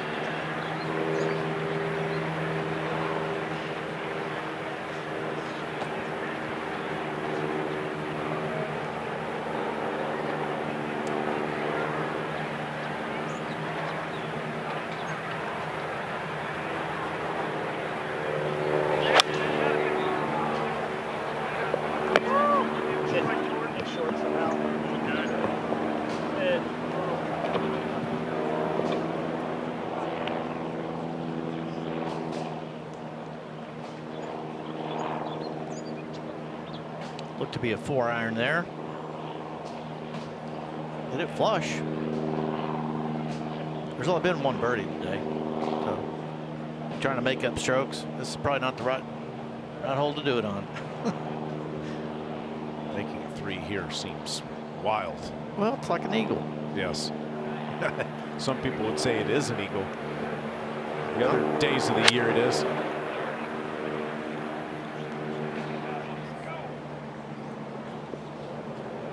Oh, what a shot. This is right by the hole.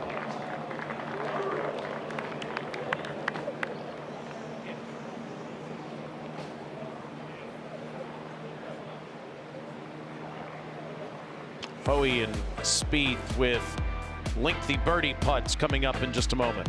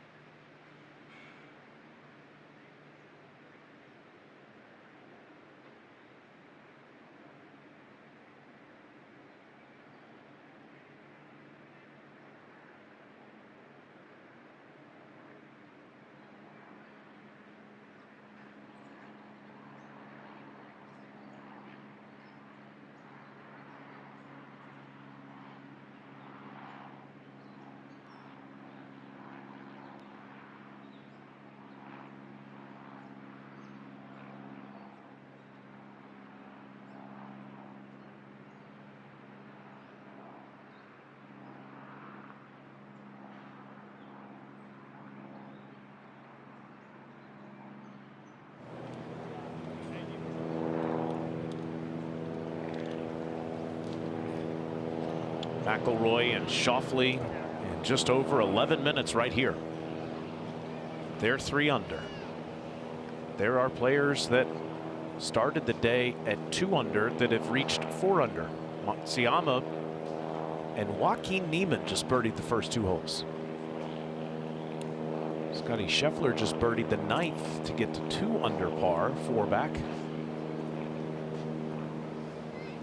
Yeah, he didn't get on the train early enough, I'm afraid, today. 1 under to turn. it would take magic. He's capable, but it'd be pretty wild. Justin Thomas 3 under and just made par at the short 13th, so stays 3 under. 66 feet here.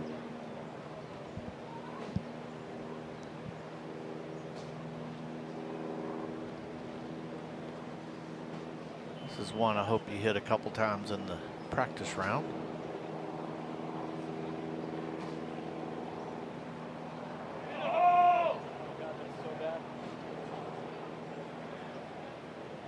Not like that.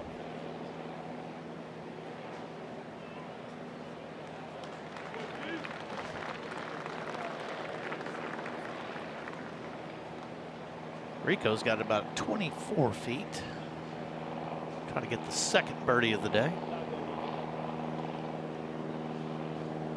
It gets like 2 feet right, it goes way right. 7 players now tied for second. 2 behind Alex Smalley. Tees off in 40 minutes.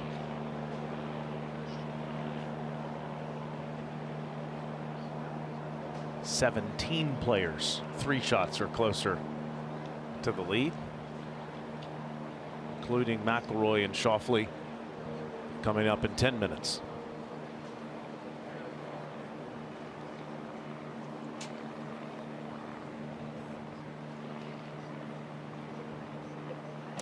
He should have learned something.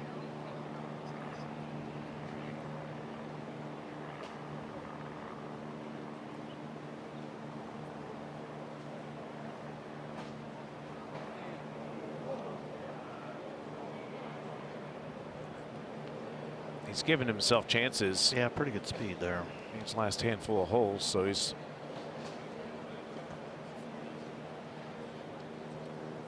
competitive play from Hoey, and again his first made cut in a major.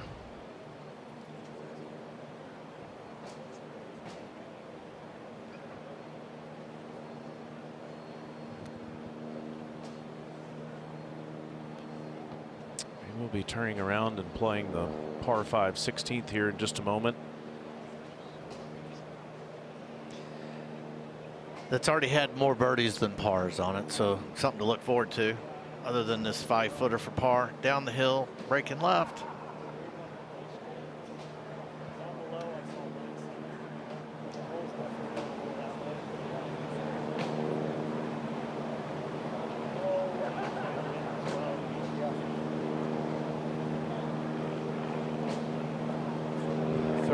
PGA Tour wins. Last win coming at Hilton Head 4 years ago. This is the longest drought of his career. 86 starts without a win. Nice save there for par. Yep. You have to think at 32 years old there are still big moments, maybe major moments for Jordan Spieth, as we'll have to wait another year to try to complete the career Grand Slam. But if he were to do it, and do it at PGA Frisco, wow, what a story that would be for a local kid. Always enjoy watching Jordan play, and Rico Hoey tapping in for par here as they head over to the 16th. Well, we were able to watch 15 holes of them today, and next it's McIlroy and Schauffele to the first tee. George Savarikas and Scott Verplank are in here to call it on ESPN+.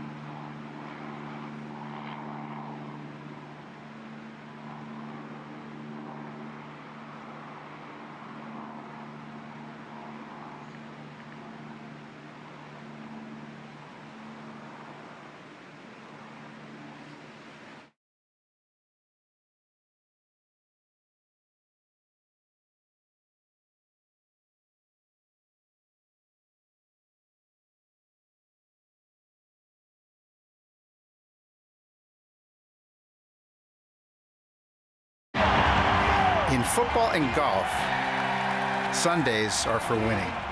And there's no better place to win than right here, Philadelphia, where the history runs deep and so does desire. Fly, Eagles, fly is our rallying cry. And this week it applies to birdies too at the PGA Championship.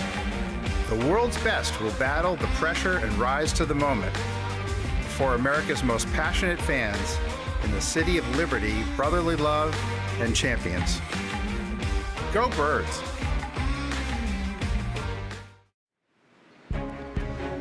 Shaping up to be a Sunday we always remember outside Philadelphia as ESPN and the PGA of America proudly present the 2026 PGA Championship today.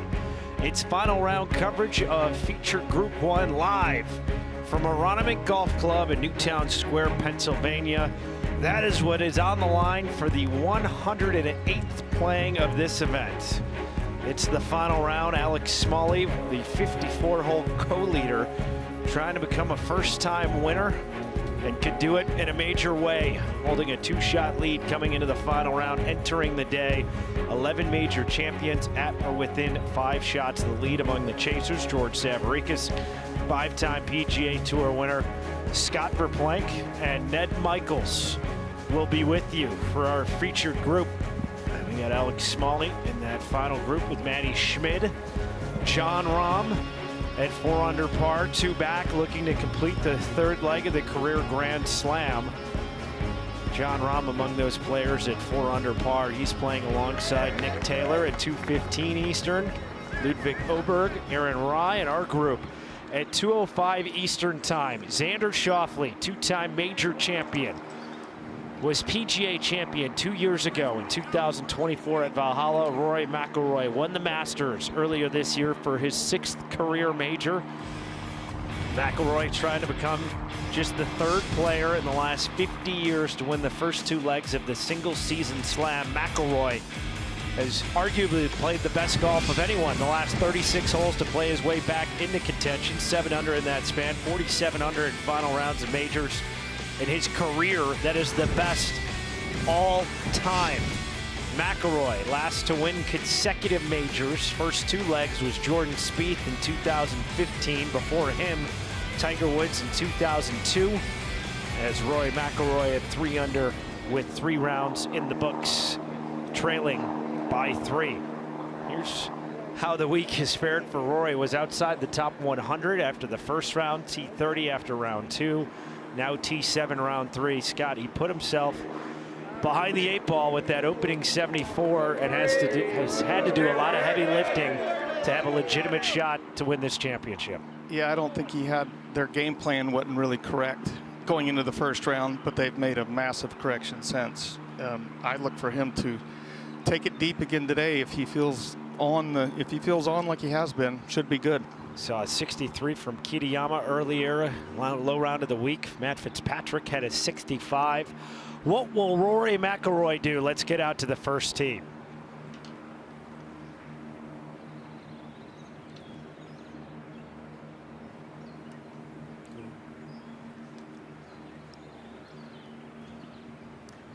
Good afternoon, ladies and gentlemen, and welcome to the 108th PGA Championship.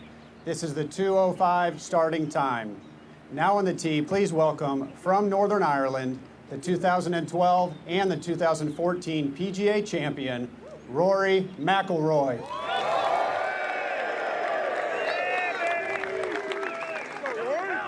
McIlroy has played the first hole in 1 under par this week. Has struggled to find fairways, 19 out of 42. So going with 3-wood today, straight across right to left. Should be a fairly easy opening tee shot. He's hit less than 50% of fairways.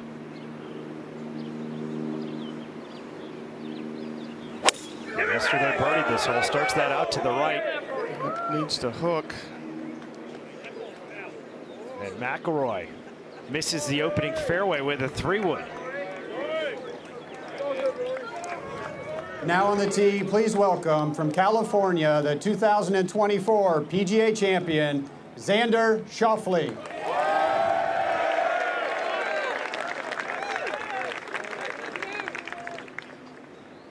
Schauffele in 2024 won the PGA Championship and the Open in the same year. Saturday 66 has Schauffele squarely in the mix. Also going with the 3 medal.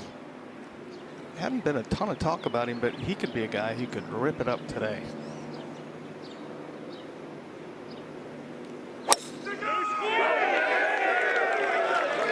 Big draw from right to left, may have overcooked it. And he misses the fairway as well. The referee for this group is PGA of America member from Texas, Kerry Collins. Schauffele and McIlroy are off. Yeah, I must have cursed him because I said this is probably the easiest tee shot you could have with the wind right to left, and they both miss it, so they're both going to be hoping just to make a 4. We just have not seen many birdies out of the rough.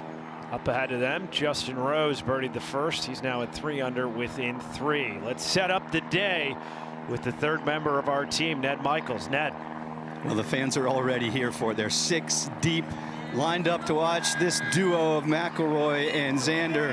And of course, they're always rooting for the Eagles, aren't they? No matter what. All right, so the situation is it's warmer today. It's over 90 degrees, and there's nowhere to hide. There's very little shade on this golf course.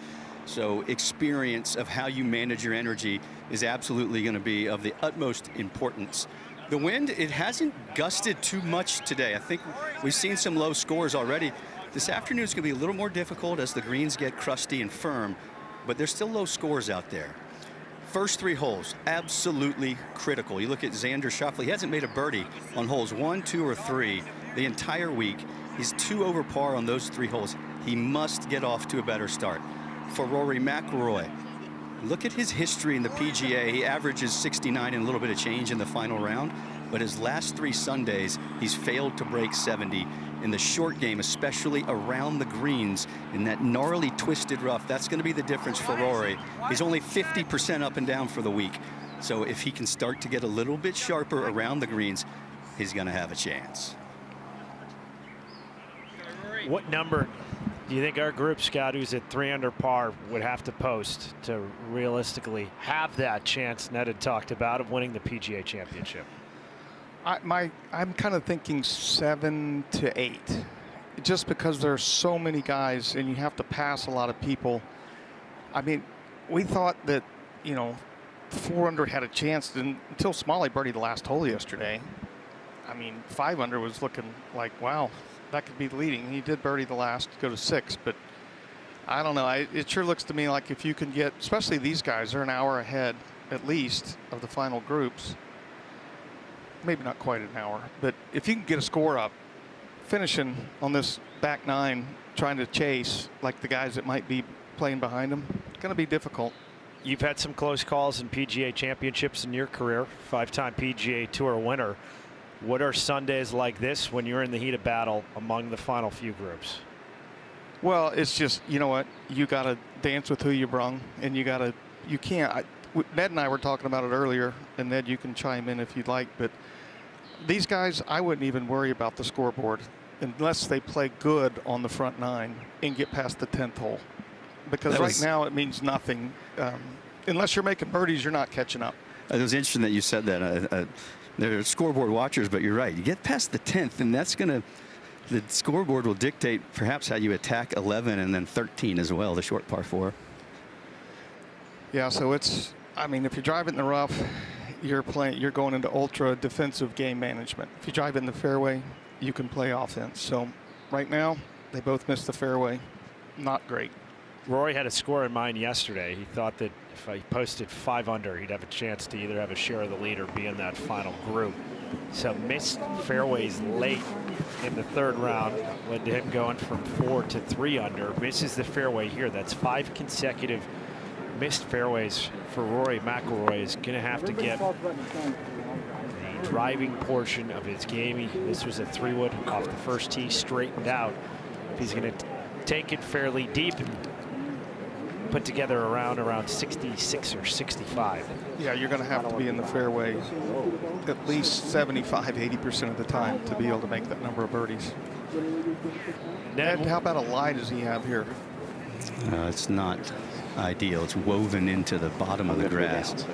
with some blades overhanging. It's going to be hard to understand how it's going to come out. The ball above his feet, it's easy for that heel to dig in and then the toe to flip over, come off low and left, and not much spin. I mean, he's got to be playing left to this whole location anyway, right? Anyway, yeah, and you know, the range was straight downwind, so it was a little tricky to figure out exactly how you were hitting it. And he certainly hadn't practiced out of the rough yet today. This will be a big swing with a short club. He appears to be aiming much towards it, which is taking a chance.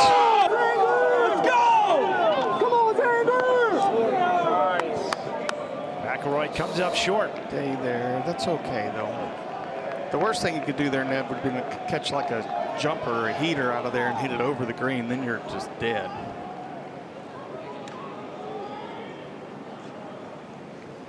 Yeah, and Xander's lie is not much better. It's also to the bottom, interwoven with this deep, nasty rough that has 3 different kinds of grass where he is. A little easier angle, though, so that should help him if he can get it to the green. Look at how mean the rough is today. That was a good shot right there. Very well played by Schauffele, and this is the 4th easiest hole on the course. Has been under par for the field. 13 birdies, 58 pars, 3 bogeys. And most guys, if you find the fairway, have a scoring opportunity. There's Alex Smalley getting ready for the biggest day of his career. Final round coverage of the PGA Championship now on CBS. Cameron Smith making an early move. He's up to 4 under par, 2 under on the day, has pulled within 2. John Rahm, Ludwig Oberg, Matty Schmidt all waiting to tee off. Maverick McNeely, a birdie on 1. He was in that final group yesterday. Shot a 71, but a birdie at the first. He's now at 4 under, 2 back. Yeah, which is these guys could make birdie, but you need to get off to a hot start today if you're going to catch up. You really need to play the front 9 well, and like Ned and I were saying, get past the 10th hole, then you can reassess where you're at and what you got to do to try to win the tournament. But